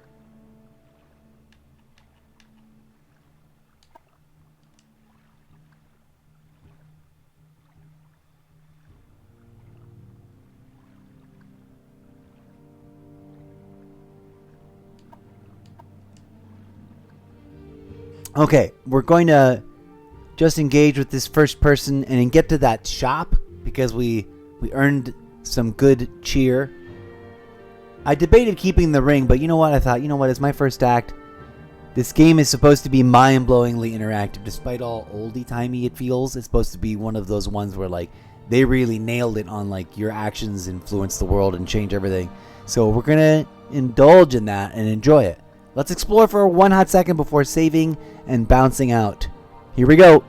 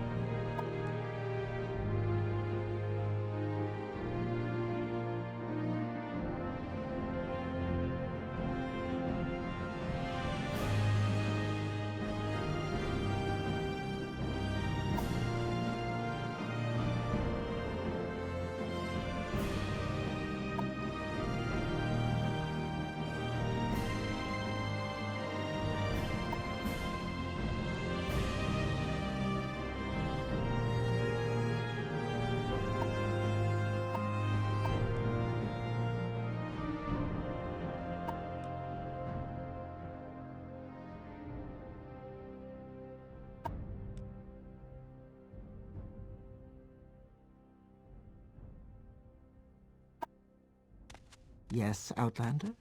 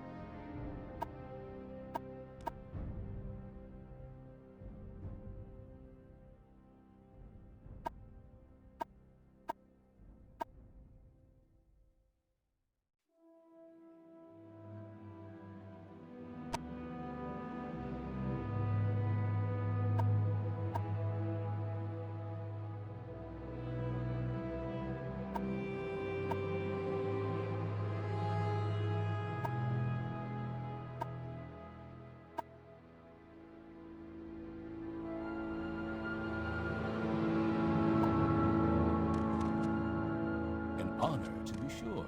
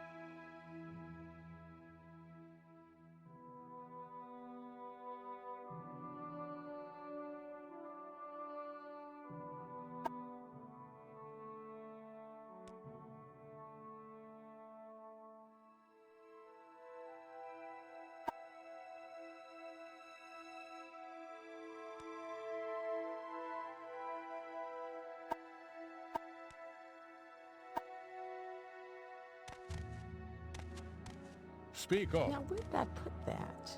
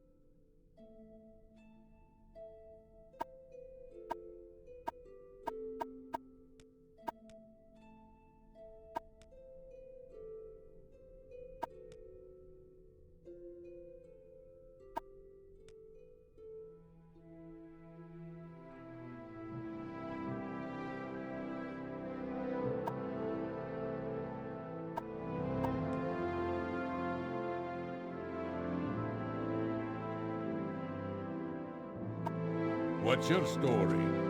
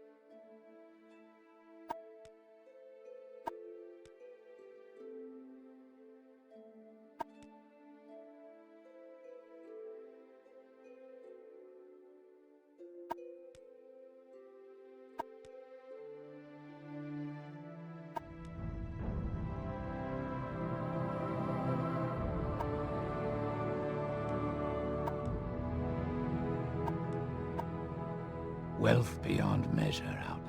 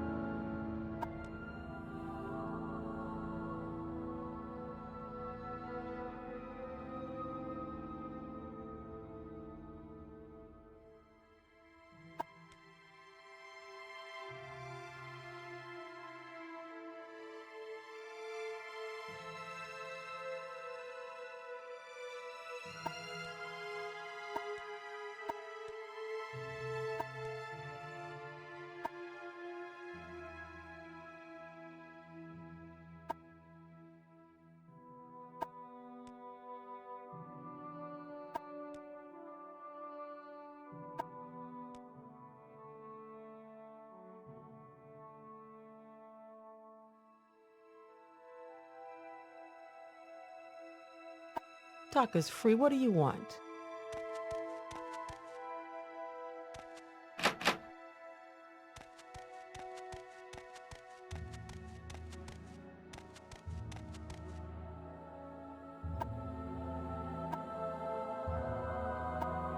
Yes, Outlander?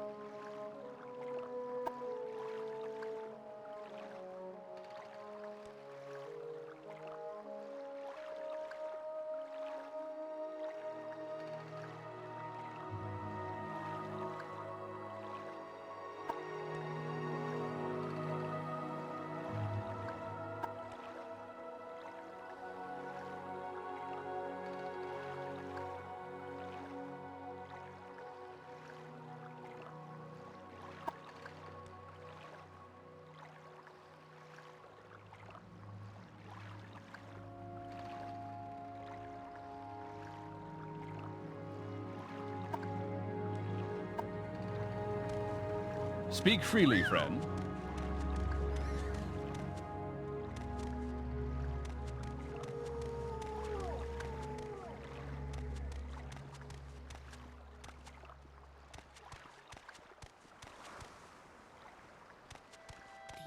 The indignity of it all.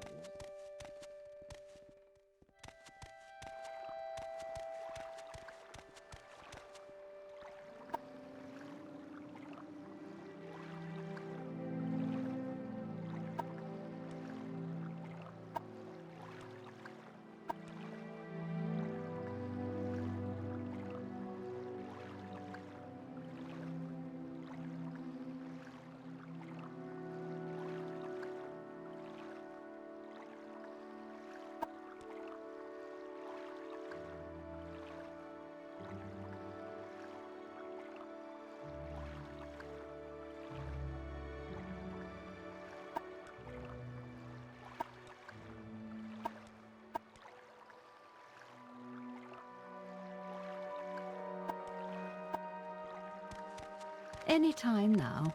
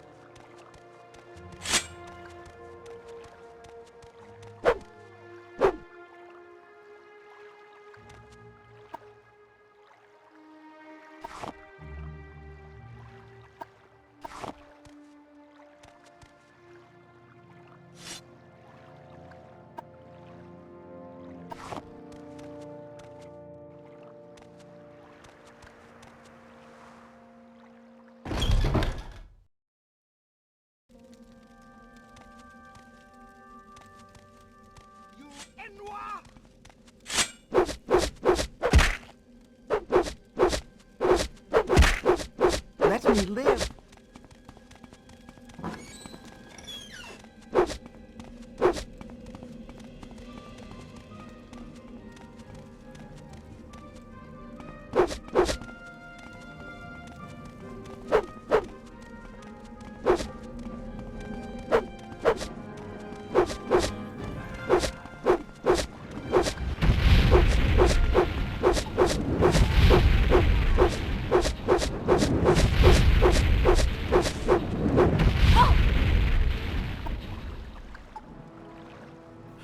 Okay, what? I thought we were supposed to come in here and raid this place.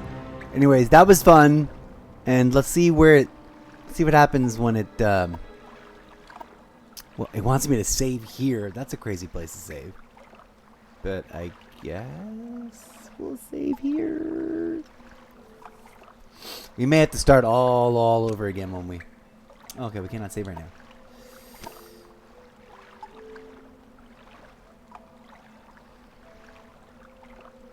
Mr. Zeppo, 11 July at 3 a.m. No, that's from forever ago.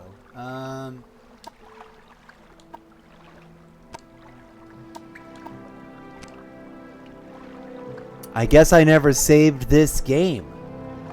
Whack-a-doodle. I have whatever my previous game save file is, which I don't remember. And I obviously never went into this cave to get destroyed by that mage with one tiny little stuff.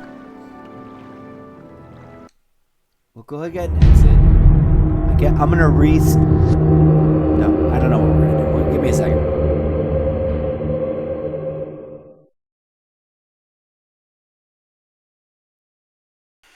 Hello and welcome, viewers. Celebrating the arrival of the long-awaited Oblivion remake. We're poking just at the starter character screen for Elder Scrolls 3 Morrowind, because I never played that. And for those of you who are new here, you may not know what's going on. I am an old school gamer that missed out on everything Call of Duty, everything Assassin's Creed, everything Elder Scrolls, every long-standing 20-plus year gaming franchise that has lived on the Xbox forever. I didn't get to play because until just recently, when I started streaming, I didn't have an Xbox, really. So here we are, overcompensating, making up for all that lost time. Thank you for joining me. We are teasing and flirting with this older game, but we are trying to get to the new remake to really take a look at that. But do I only have that's from last year?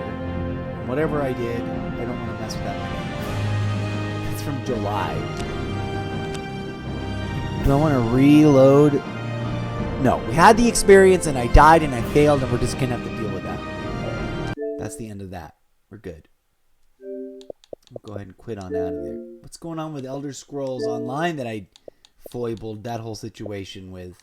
That's still loading. I shouldn't have done that, friends. I shouldn't have done that. I had no reason to. Should be playing that game, not messing around with trying to uninstall it or reinstall it. I was wrong about trying to get it as a not Series X install. And all I did was force myself to uninstall it. Anyways, there was Morrowind. Let's, for funsies, first get ready. Let's update the information on the show. Let's jump through the Infinity desktop portal of Streamlabs desktop version 1.17.2. Thank you for joining me, friends. We're going to update this show info, and then we're going to dive into Oblivion, Elder Scrolls 4, as an Xbox 360 game, just to see what's what and to see what we had, and then, with much ado and anticipation, we will then launch Oblivion the remaster, the remake, to see what's what and what it looks like. But first, show info update and TikTok, chat, check-in, and roll call.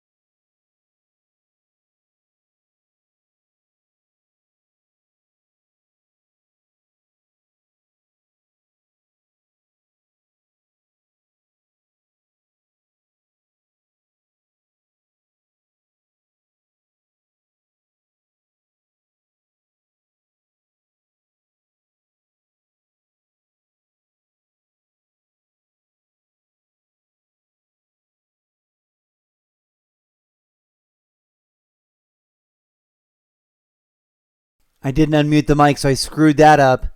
All those names I failed to read. I'm so sorry. Elva Reyes 455, top viewer. I wasn't ready. I should have unmuted mic first. I needed to go over here to this page to do this bit, to unmute the mic first. Coulda, shoulda, woulda. Also unmuted my face. Hello, viewers, and welcome. Thank you to everybody on TikTok and on Twitch. Thanks for being here. We are being goofballs and nerding out about the arrival of Oblivion Remastered. I was messing around with Elder Scrolls Online earlier. Tragically talked myself into uninstalling it and then realized, nope, there was no rolling it back to a launchable from off the thing. So we had to just reinstall it. So now we're just letting that burn in the background.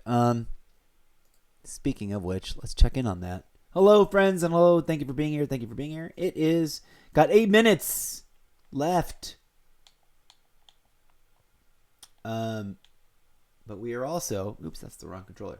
We're also totally ready to launch Oblivion if we wanted to. So we might as well. Did we update? Oh, no, we haven't updated TikTok. Did we update TikTok? Let's go look at TikTok real quick. No, we looked at TikTok, but we left it on Morrowind. We checked out Morrowind. That was cool.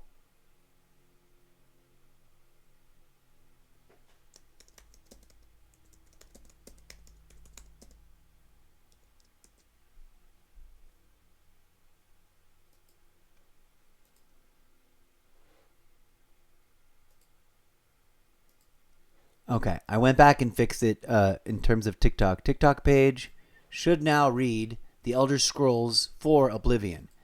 This is the one we're going to launch is the original old one in 360 style, just to get a vibe for what it's like.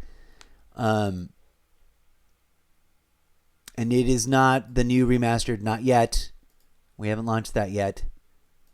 Sorry, you guys are just staring at the thing. I'm just still over here on these other pages. And I didn't bring you over on the desktop portal camera. Here we go. Launching the game in 5, 4.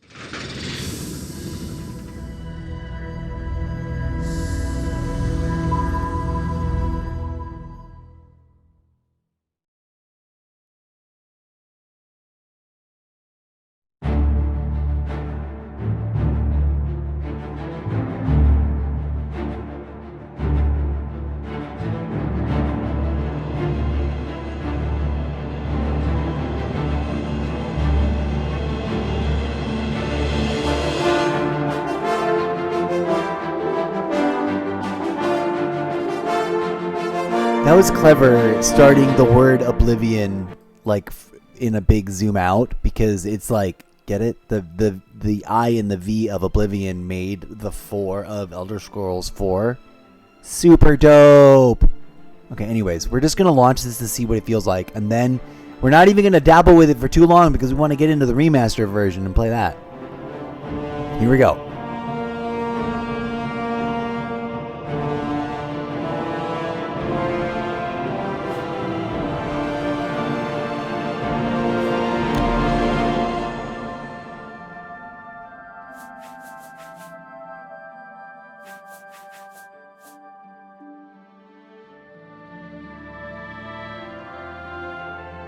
Okay, we have some kind of save file that's been going on for an hour and 39 minutes over here. And part of me wants to just open that up to see what the F. But part of me doesn't, not at all. So I think we're going to launch a brand new game. Here we go. Not deleting my old game, just creating a new one for funsies to see what the character creation process is like and remember what a weirdness this game is.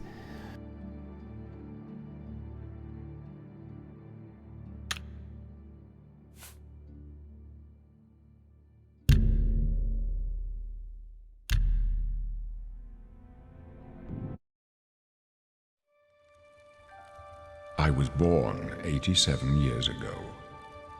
For 65 years, I've ruled as Tamriel's... Patrick Stewart?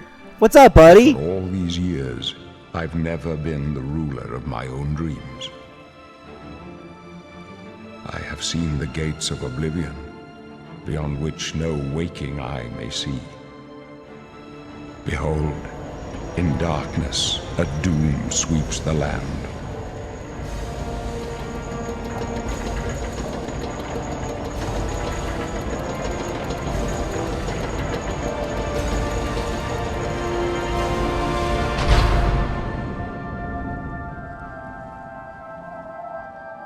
This is the 27th of last seed, the year of Akatosh 433.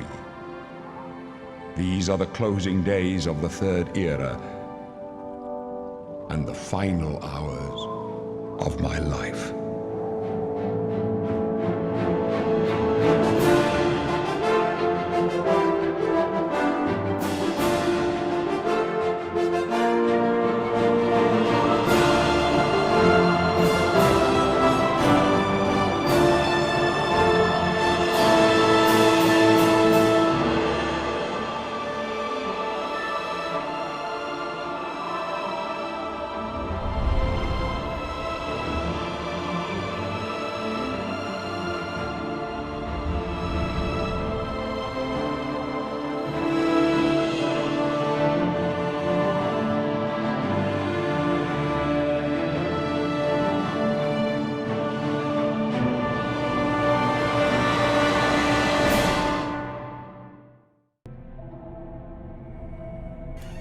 Okay, fun. See, I didn't remember what it did and how it started. I can't wait to see what similarities / complete and total differences there are when we launch the remaster or whatever they're calling it. Let's pick a thing. Let's roll a new character. I don't know what my last character was. I'm just gonna go freestyling choices now.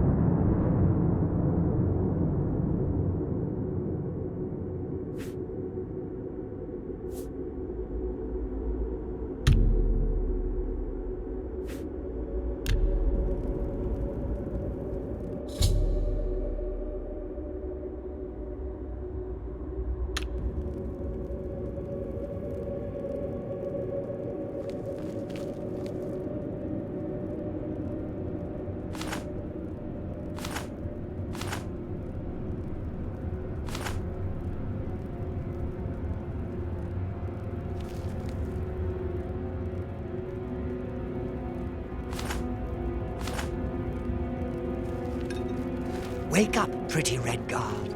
Ah, there you are. How do you like your cell, huh? Roomy enough for you? I can't even imagine what it's like for you. No more sunshine, no more open seas, just a box and a dirty beam of light for the rest of your life. Bet you're glad it won't last long, huh? Oh, didn't you know?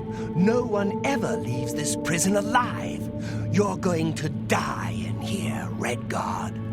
Die. Hey, you hear that? The guards are coming. For you. Boris, lock that door behind us. Yes, sir. My sons, they're dead, aren't We don't know that, sire. The messenger only said they were attacked. they? No, they're dead. I know it. My job right now is to get you to safety. What's this prisoner doing here? This cell is supposed to be off limits. Usual mix-up with the watch. Never mind. Get that gate open. Stand back, prisoner.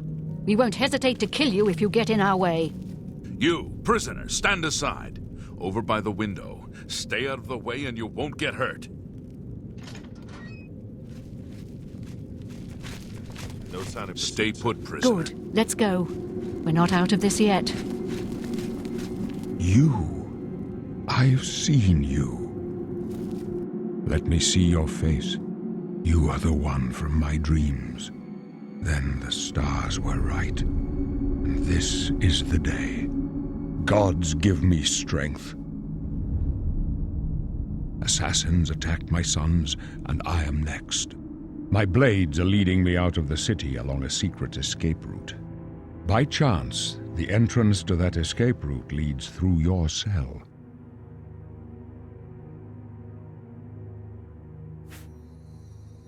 Perhaps the gods have placed you here so that we may meet. As for what you have done, it does not matter.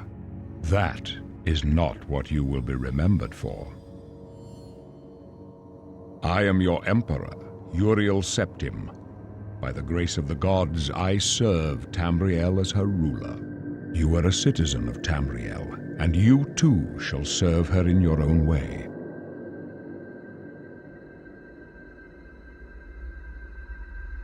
You will find your own path. Take care. There will be blood and death before the end. Please, sire, we must keep moving.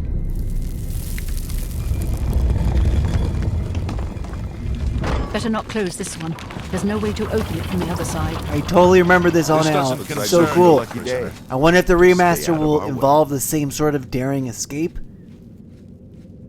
I think we can sort of just stop now, though. I remember what this is like, and I think we've got enough to compare.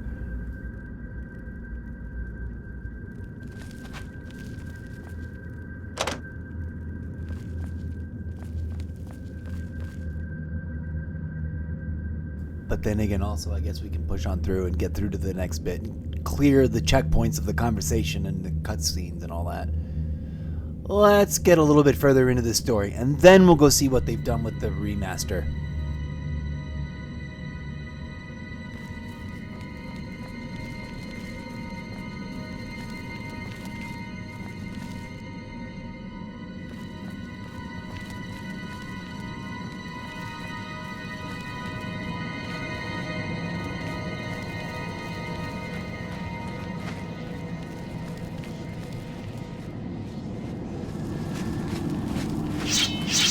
Close up left. Protect the Emperor. The count is down. For the Emperor. Don't try anything. I'm watching. Take this! This ends here! Yeah!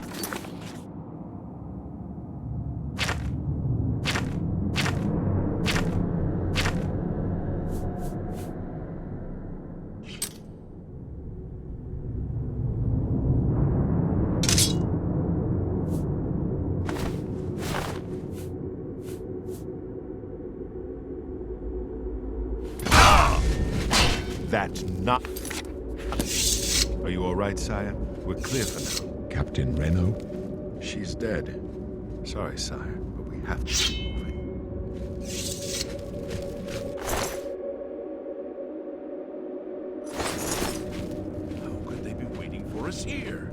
Don't know, but it's too late to go back now.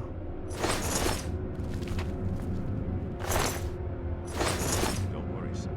We will get you out of here. They won't be the first.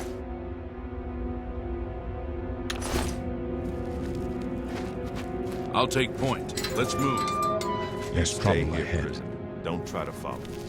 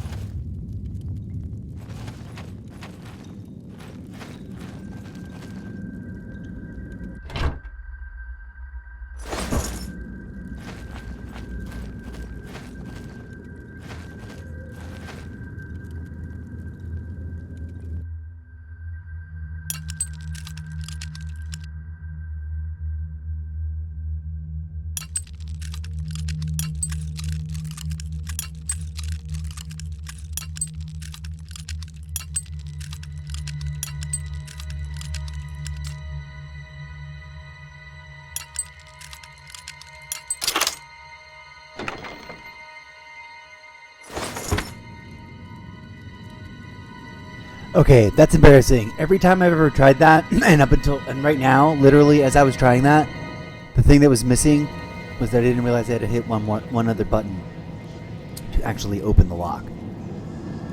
Duh. Okay, so cool. We know what the opening moments feel like now.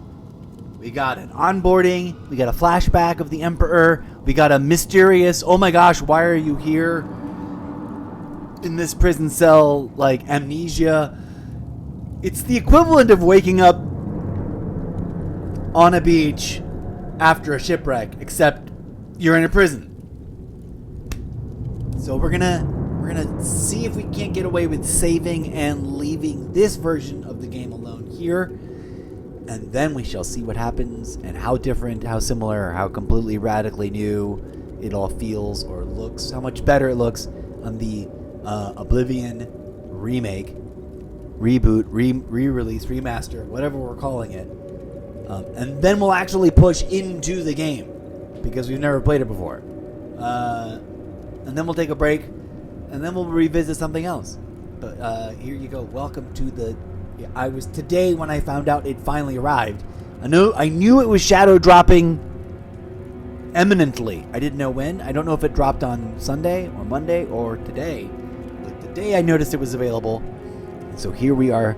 This is the regular version of Oblivion, the 360 back in the day. It's still available on Game Pass. You can play through it for free. If it's exactly the same as the remaster, we'll just play the remaster. If it's otherwise, it's pretty much identical. From what I understand, they rebuilt the game from the ground up, as they say. They didn't just slap together some sort of filtered... I forget it does this. This is one of my favorite things. When you leave it alone, it kind of goes into camera, swirls around you in third-person mode. At any rate,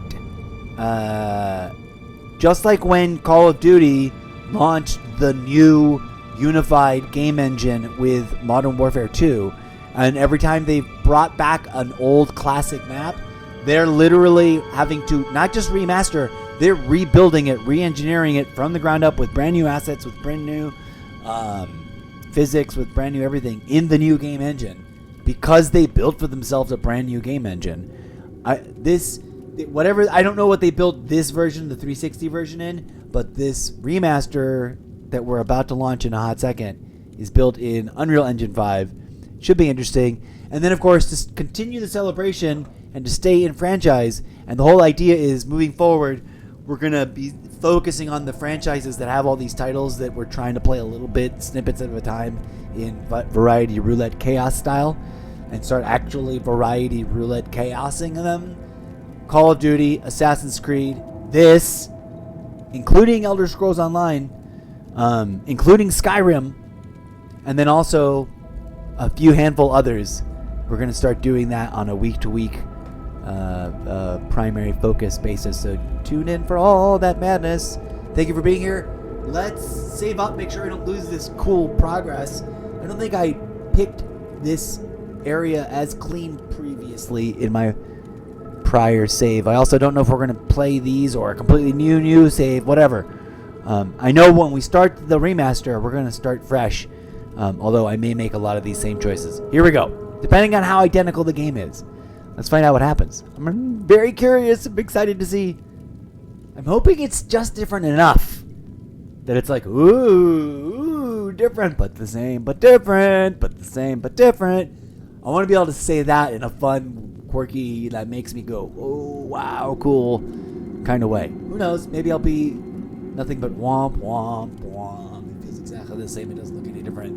Why did they remaster it? There is a non-zero chance that might be what happens. Fingers crossed. Either way, along with all the other games that have old games in their franchise and new games in their franchise that I want to play through, we're going to do our best to play through all of them. Here we go. Brace yourselves for some chaos today, because I think we're going to go and visit other games. I don't know what we're going to do, but after we launch this new version of this game, I'm going to let it rip for a hot minute and push further than we just did now, for the record. And we're going to do this here. I just got to change the info.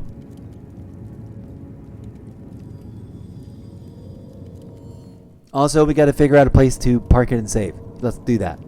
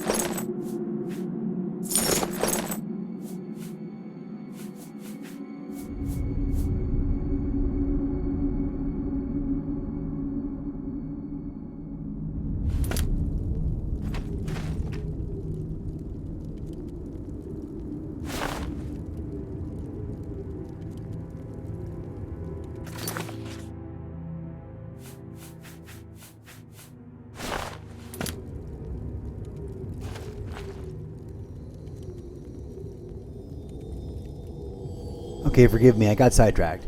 Because I want to leave this character at least in a good save position. And then I realized, whoa.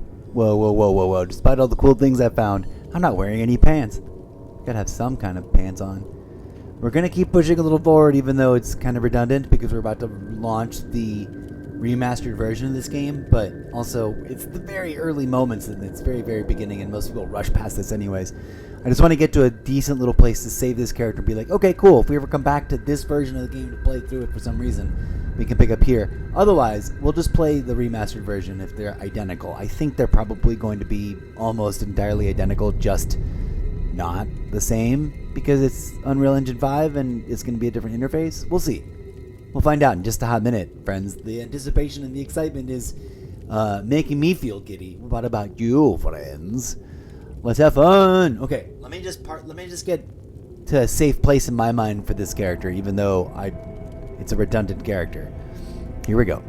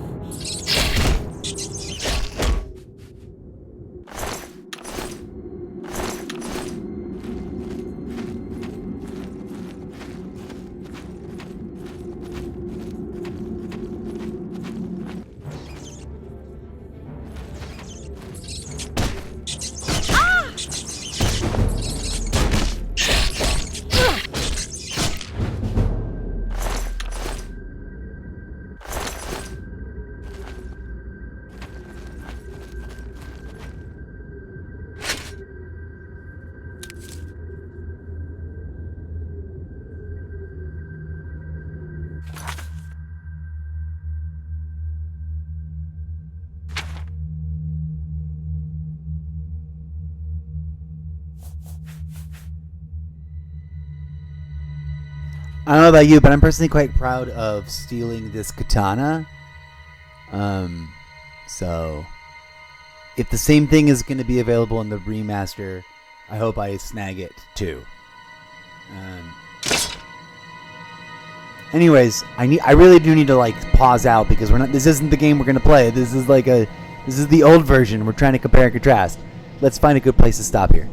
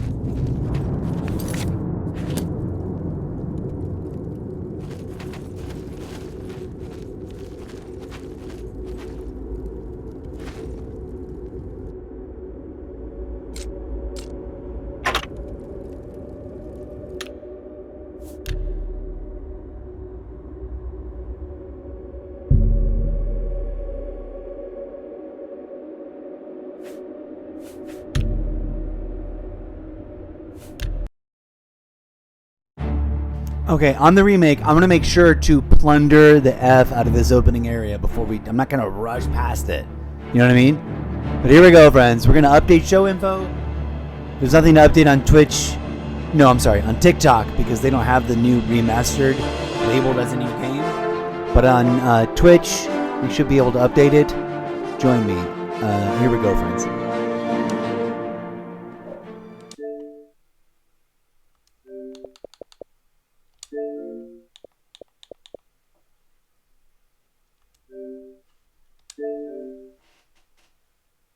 That's the game card for it. But first, let us update the show info. Jump through the Streamlabs desktop infinity portal to infinity and beyond my desktop by doing this with me here. Boom, ba-da, boom, ba-da, boom. All right, we're going to update this stream info so that instead of standard Oblivion, it says, I don't know if you can see that. Let me get rid of my face. There we go. There we go. Category.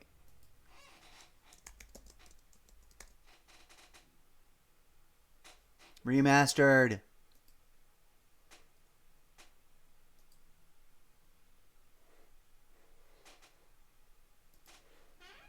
Hello to everybody who dropped by. Eva Reyes was top viewer.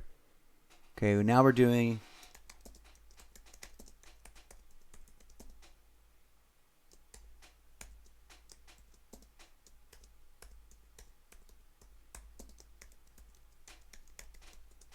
finally.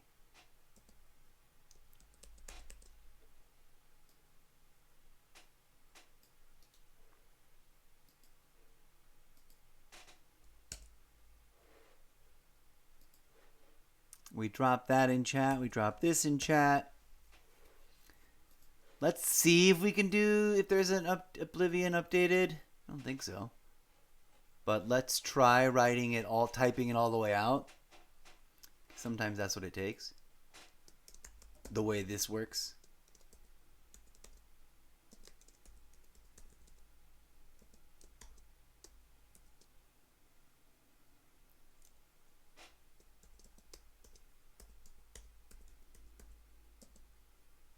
Oblivion Remastered.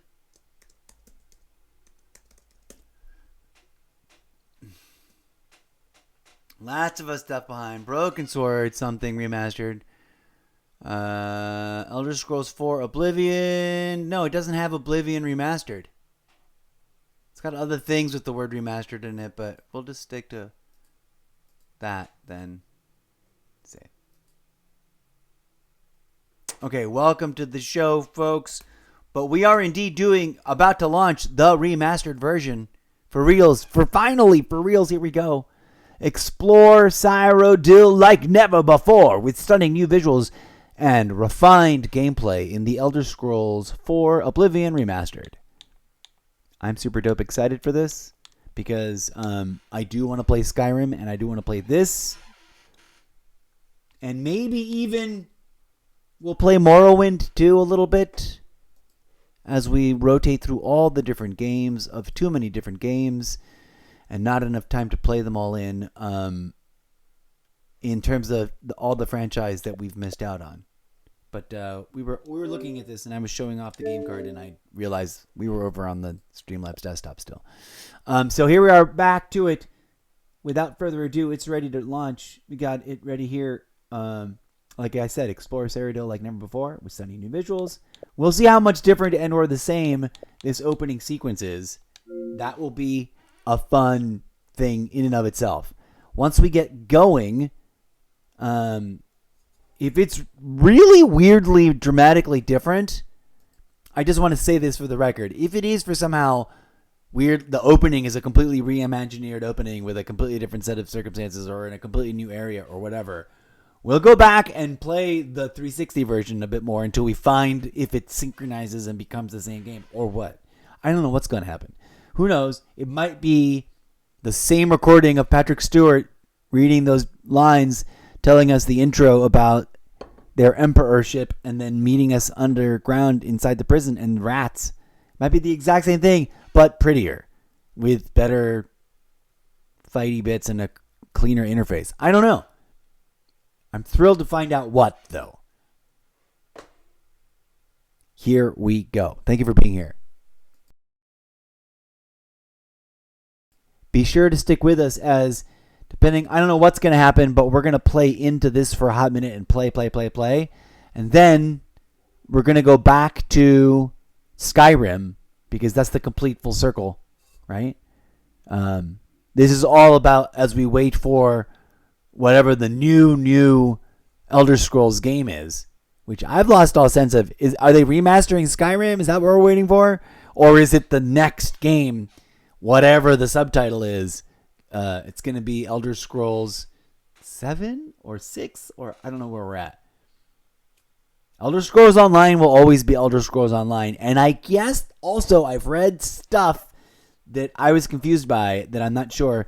There's some anticipation or some maybe confirmed statement that there's going to be a sequel, an online MMO, Elder Scrolls Online 2, whatever the F that means. But I think that's even further away. I think that's like in like the earliest of crazy early development because they're still fleshing out what Elder Scrolls Online is. They literally just launched Golden Road like a hot heavy minute ago, right? I don't think they're about to this same year in 2025 announce or release a sequel. I could be wrong. I don't know. I guess I should look that up. The other thing that I've been wanting to do that we were going to do, let's do that now before I forget about it again completely. Let's go to this chat show version with the iPad. And hello, standing by. This already started. Let's move this over somewhere. CTech Studio proudly presents blah, blah, blah, blah. Let's put that there. And then let's open up just the good old-fashioned interwebs. Where is... I'm blind as a bat. Where are my glasses? Welcome, friends. We're going to look up playtime hours. Because that's a fun curiosity thing that I've been meaning to ask the interwebs. I want to get on, boop, there we go.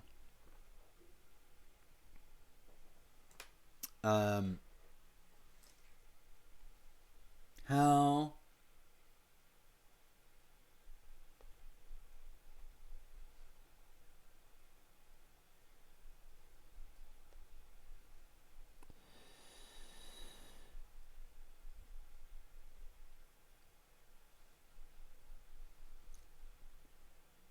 the first one that comes up is Hogwarts Legacy, and then to walk across America to play through.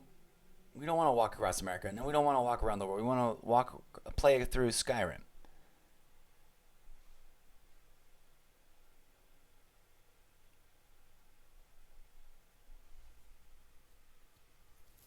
The length of Skyrim playthrough varies greatly depending on play style. To finish the main story, it takes approximately 27 hours on average. Okay, now we'll just type in Oblivion.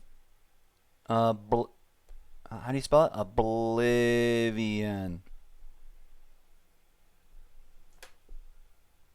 Time it takes to play through Elder Scrolls 4 Oblivion depends on your playstyle. To complete the main story, you can expect about 27.5 to 40 hours. If you delve into side quests and expansions, and playtime can extend up to 80 to 85 hours. For true completionist experience, including every side quest, exploration, and feature, you might spend 148 hours or more. Well, thank goodness they remastered it, and it's going to look extra dope pretty. So that's what we got going on right there. Here we go, friends. Did I update this info already? Double checking the info. Status. Yes. We are here. We are now ready to launch. I'm going to pack a fresh widget in the machine. Although you don't need to know what that's about or what's what. Quick TikTok check. Nobody knew. All right. What's up? I totally fumbled the ball. Coulda, shoulda read a bunch of cool TikTok names and did it while the mic was muted and didn't have time to flip back and forth, and then I missed seeing. And I'm almost out of coffee too. But we're not taking a break yet. We're definitely, before this show is over, going to play X amount of minutes of Oblivion Remastered. I'm going to laugh if it's like identical to what we just did. Although we'll just pick up right where we left off and loot the F out of everything and make sure I get the katana, because that looks like the best bit of equipment you get right at the top of the game. So fingers crossed they tinkered with the beginning just to be novel and weird and controversial. I don't know what's what. Here we go. We're going to find out.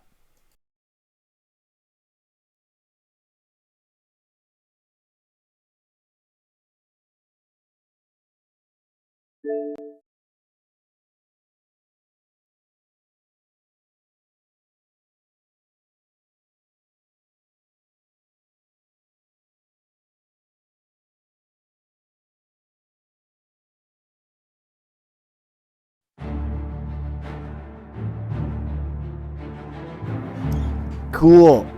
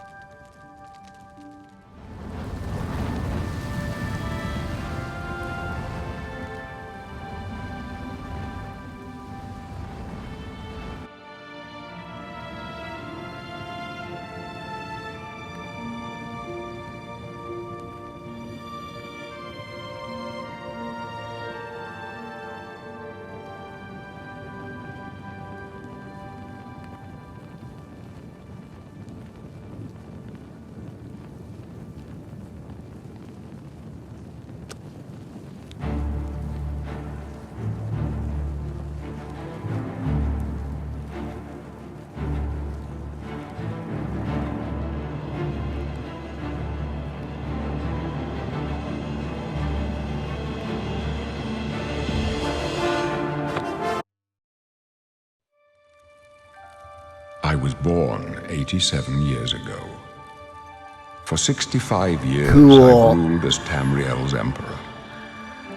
But for all these years, I've never been the ruler of my own dreams.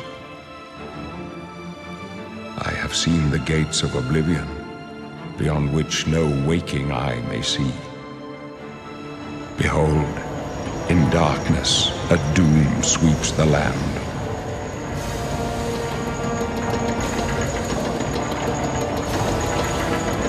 No doubt, dude, that looks way awesomer than what we saw on screen when we onboarded the first time. Do you remember? This is the 27th of last seed, the year of Akatosh 433. These are the closing days of the third era and the final hours of my life.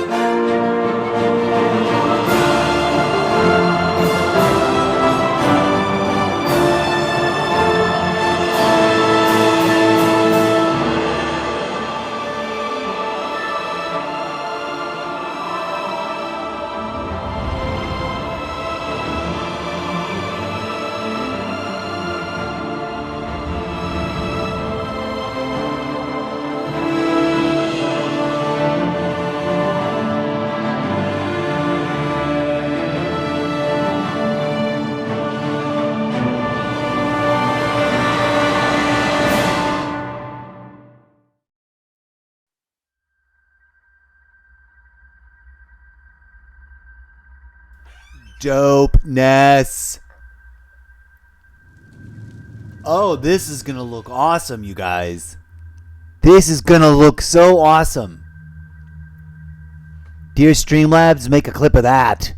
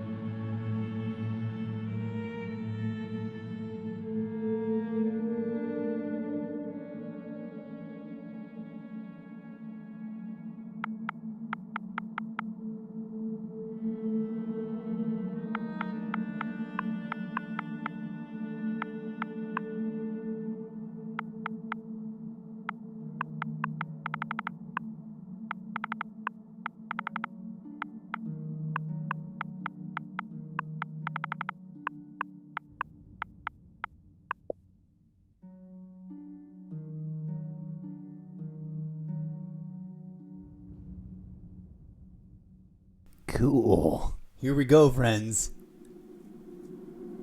Similar but completely different than our previous character. And ready to rock and roll in this new, rebuilt, re-engineered version of Oblivion. A game I've always wanted to play. And now I have two weird, wild, and wacky versions that I can play it in. Let's see what this next opening sequence is like. They did indeed use the same Patrick Stewart voiceover, so this should be relatively similar, but also, interestingly, cooler looking than the previous version. Let's go! I wonder what the new fighting mechanics will feel like, as the movement on all the things will likely to be much better, I presume. Fingers crossed it is. Also, I'm going to pause right here because I never did pack that bowl. I'm going to pack a bowl real quick and smoke it. Thank you for being here, friends. Getting ready to rock and roll.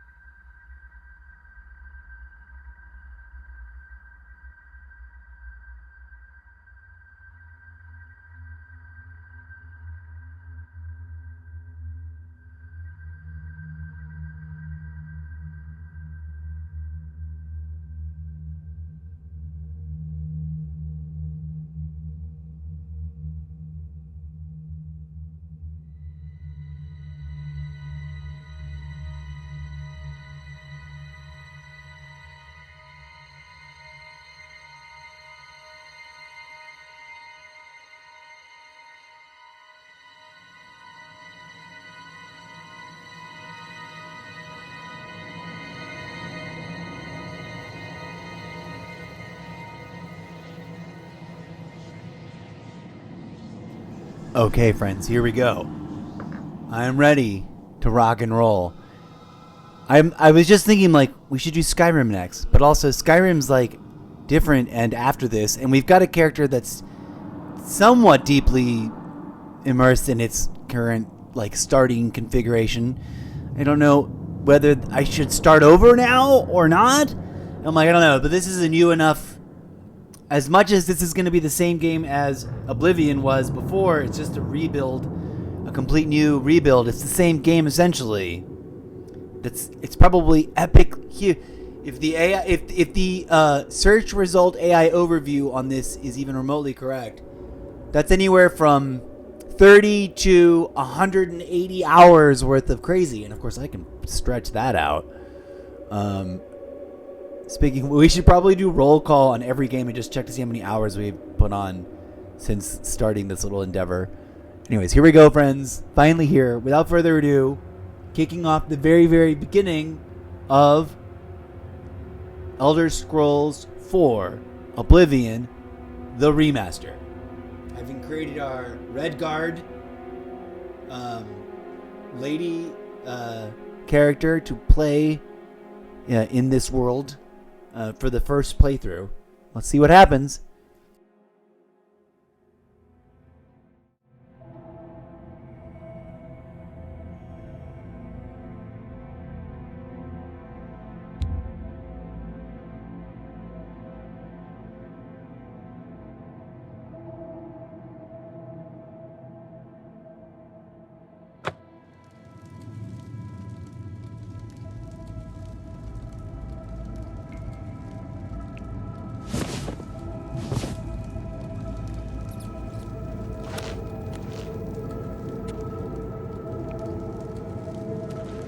Wake up, pretty Redguard.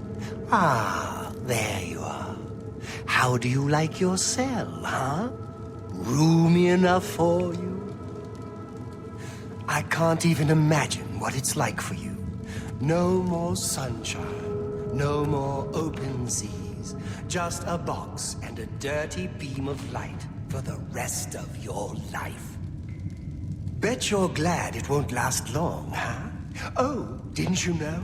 No one ever leaves this prison alive.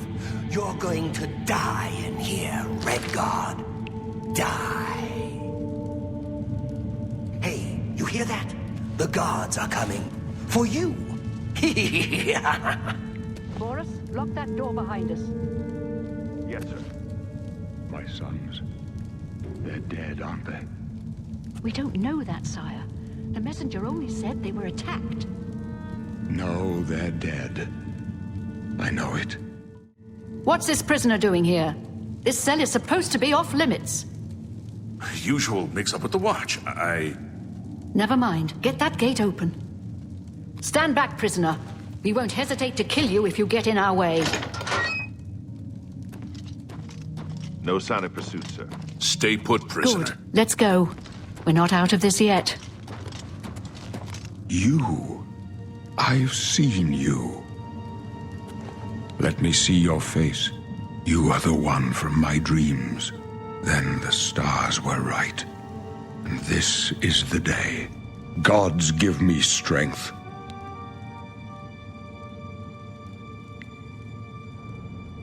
Assassins attacked my sons, and I am next.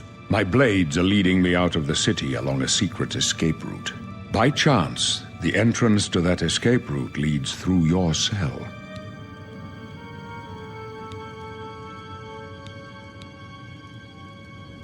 Perhaps the gods have placed you here so that we may meet. As for what you have done, it does not matter. That is not what you will be remembered for. I am your emperor, Uriel Septim. By the grace of the gods, I serve Tamriel as her ruler.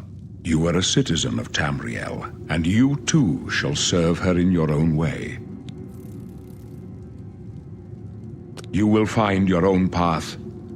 Take care. There will be blood and death before the end. Please, sire, we must keep moving.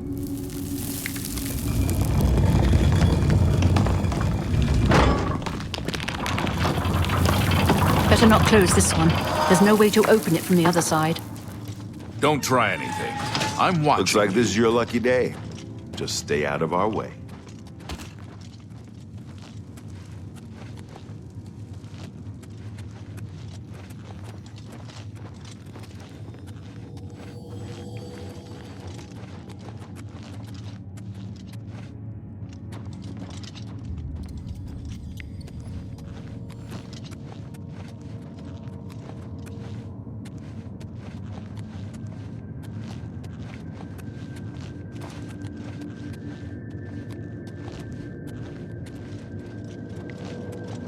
Close up left.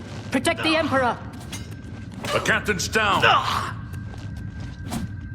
thought Mudcrab's more fearsome than you. Take that! Take that down! Are you all right, sire? We're clear for now. Captain Reno? She's dead. Sorry, sire, but we have... How could they be waiting for us here? Don't know, but it's too late. You go back now. Don't worry, sire. We will get you out of here. They won't be the first to underestimate the Blades. I'll take point. Let's move. You stay here, prisoner. Don't try to follow us. I told you to keep out of our way.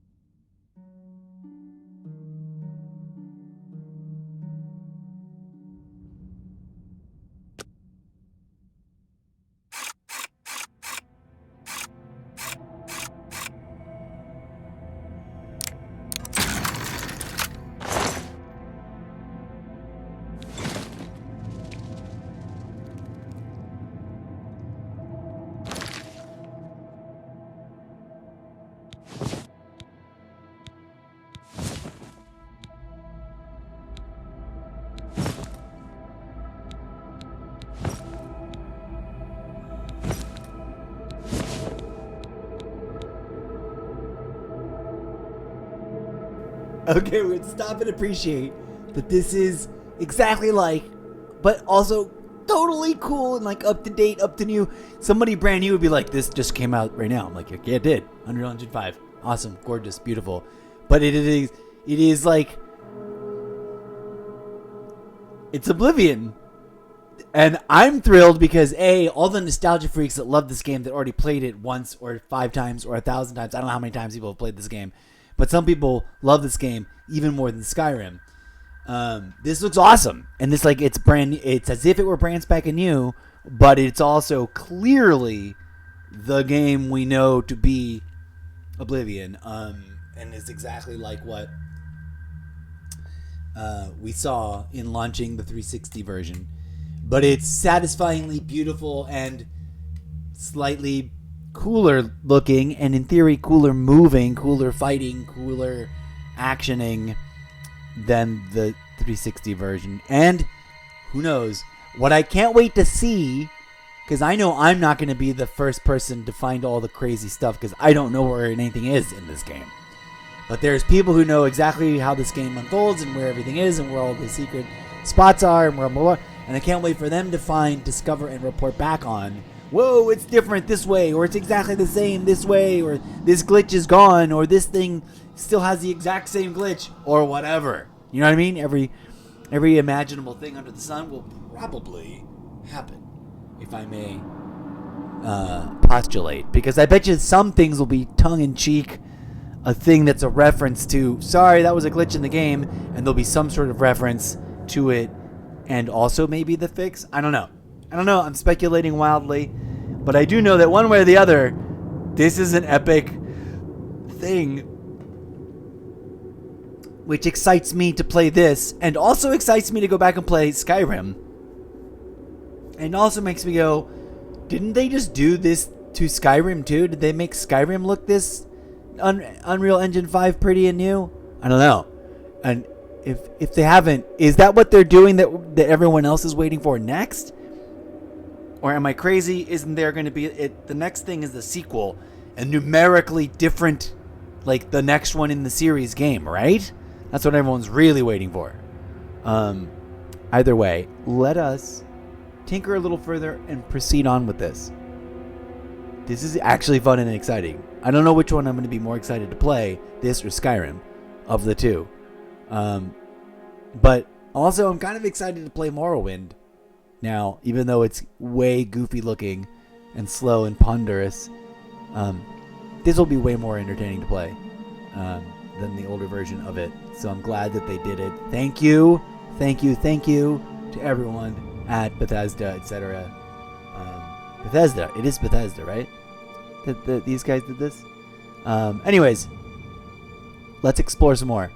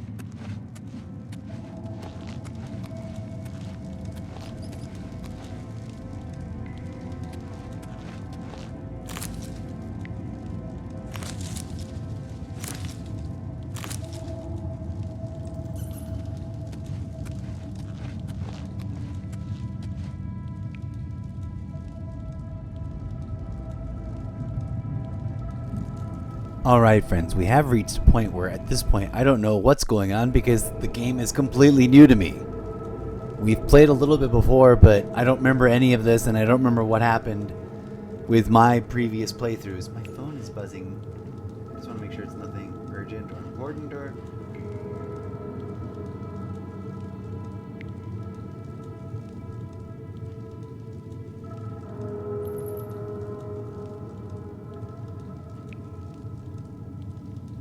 Okay. Cool. Nothing that needs immediate attention. Anyways, friends, I don't want to open that door yet. Back away from that business. So, A, I want to super duper over explore this just to make sure I didn't miss any other lootable boxes or thingamahobs that might be worth getting, and also to make sure that I save and that I've figured out how my inventory goes. You know, we can maybe find a pair of pants. That's better than this sackcloth business. My next priority. I don't know how much fighting we have to go through. I don't know what much story we're going to witness right now. Or if it's just going to dump us out into the world after we climb out of this cave. I don't know what happens. Because while I may have played a little bit of it before when I previously had installed it to check it out. I don't remember. And it wasn't very much further than this really anyways. I don't think. Couldn't, like, whatever. I said I played like an hour and a half or something. I don't think I played an hour and a half of speed run. Played an hour and a half of me goofing off and going, I don't know, and talking a lot. Anyways, here we are. I'm going to do all the things we just said. So thank you for being here. Enjoying it. It's gorgeous. Look at how beautiful this fire is. I like it. I like what they've done. It's going to be fun to play through this. And it'll be interesting and weird and maybe a little wah-wah. Now Skyrim feels old and creaky and out of date. It needs a remaster. And I don't know how easy and or how hard or how much already in the works that is. Hashtag question mark what? I don't know. Maybe that's the thing to type into the internets later. But stand by. We're not going to fire up Skyrim right away, but that will be happening at some point in the not too distant future. And by that I mean at some point today-ish. And or maybe tomorrow-ish. Here we go.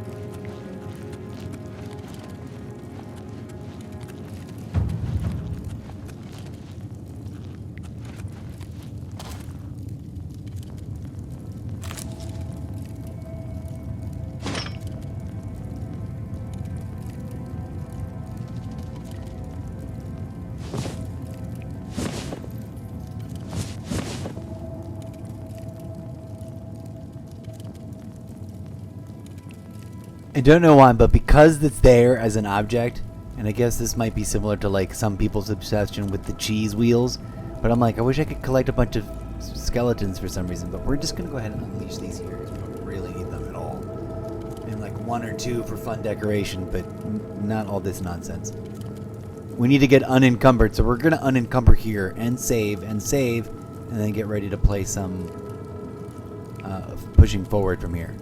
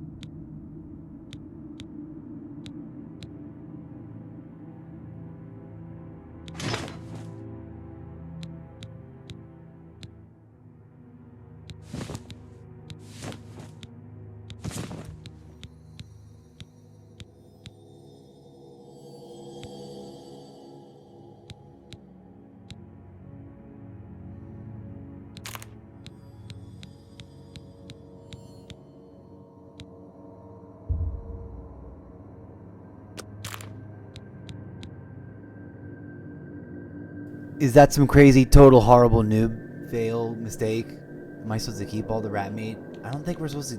We need the rat meat, right? It's just a weird thing that I don't know. Also, or am I supposed to learn how to cook with that business? How come the iron wrists weigh nothing? Also, I learned how to use this. In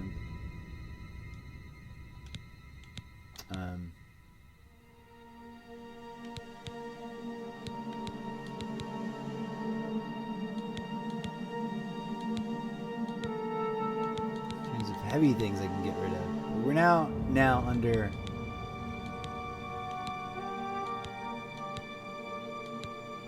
I did sort of like the hood a lot better, but should I wear the rusty iron cuirass? It's rock. Oh, hefty. Greaves and cuirass and shield instead of the wooden shield. And keep the katana, although I kind of want to rock the war axe now.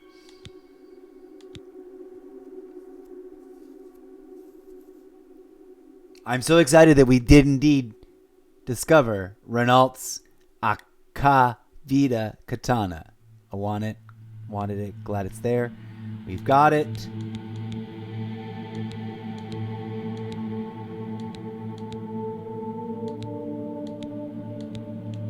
Do we need all 4 of these? No, those weigh 3 pounds total.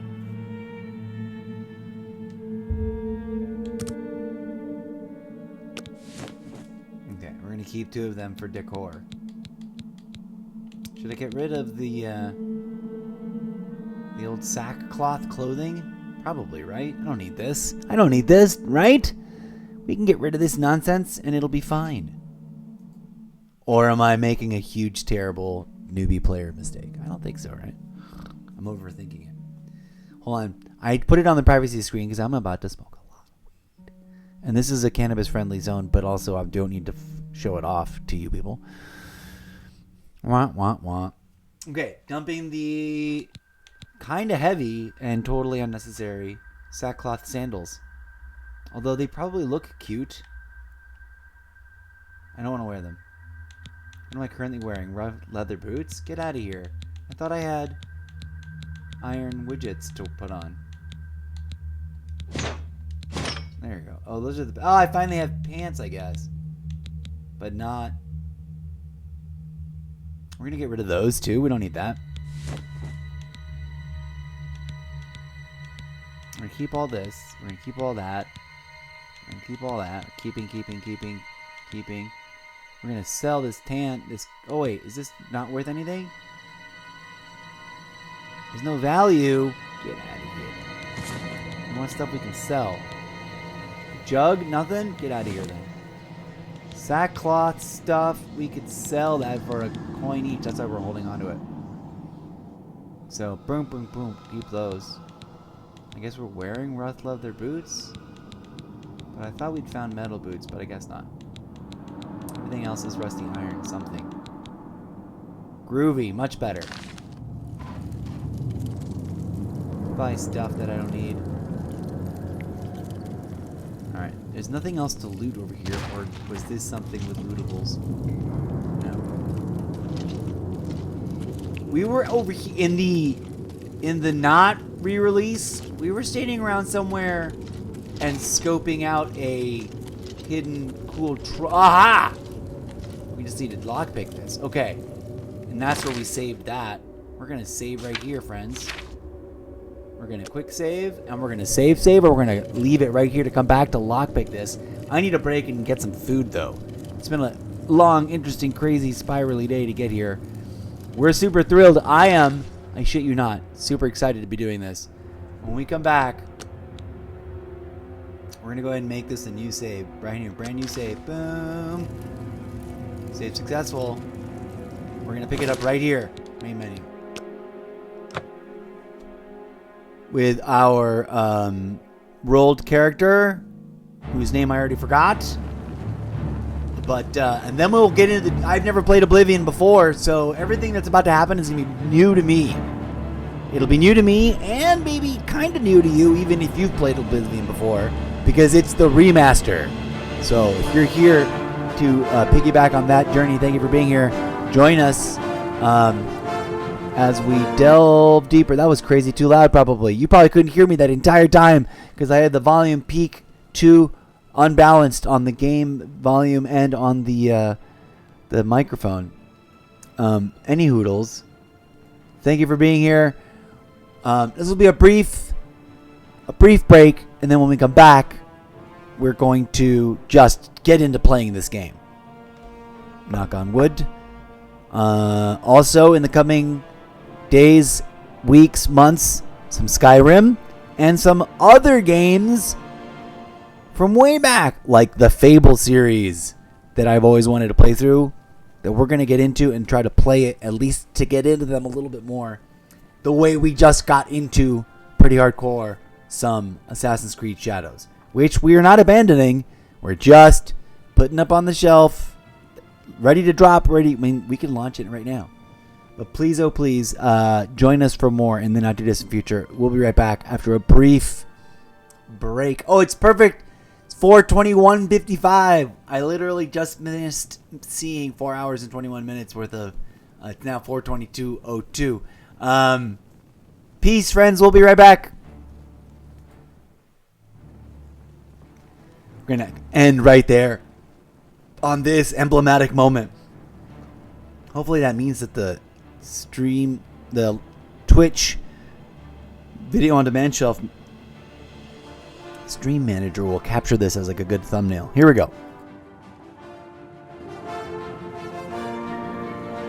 Tune in to the next episode. We will pick up right where we left off. We will lockpick that box. See what goodies we get out of that. Scan for any other missing things we did. Because I thought in the other game I saw at least one other chest over yonder in that direction. And then we will push forward and beyond to wherever this area that we're on now and see how the world opens up to us and proceed onward into the game world. And visit other games. So many games, never enough time to play them all in. Join us for Variety Chaos Madness in the coming hours, days, minutes, weeks, and months. This is the almost daily Variety Gaming live stream show Extravaganza. Thank you for being here. Thank you for being there.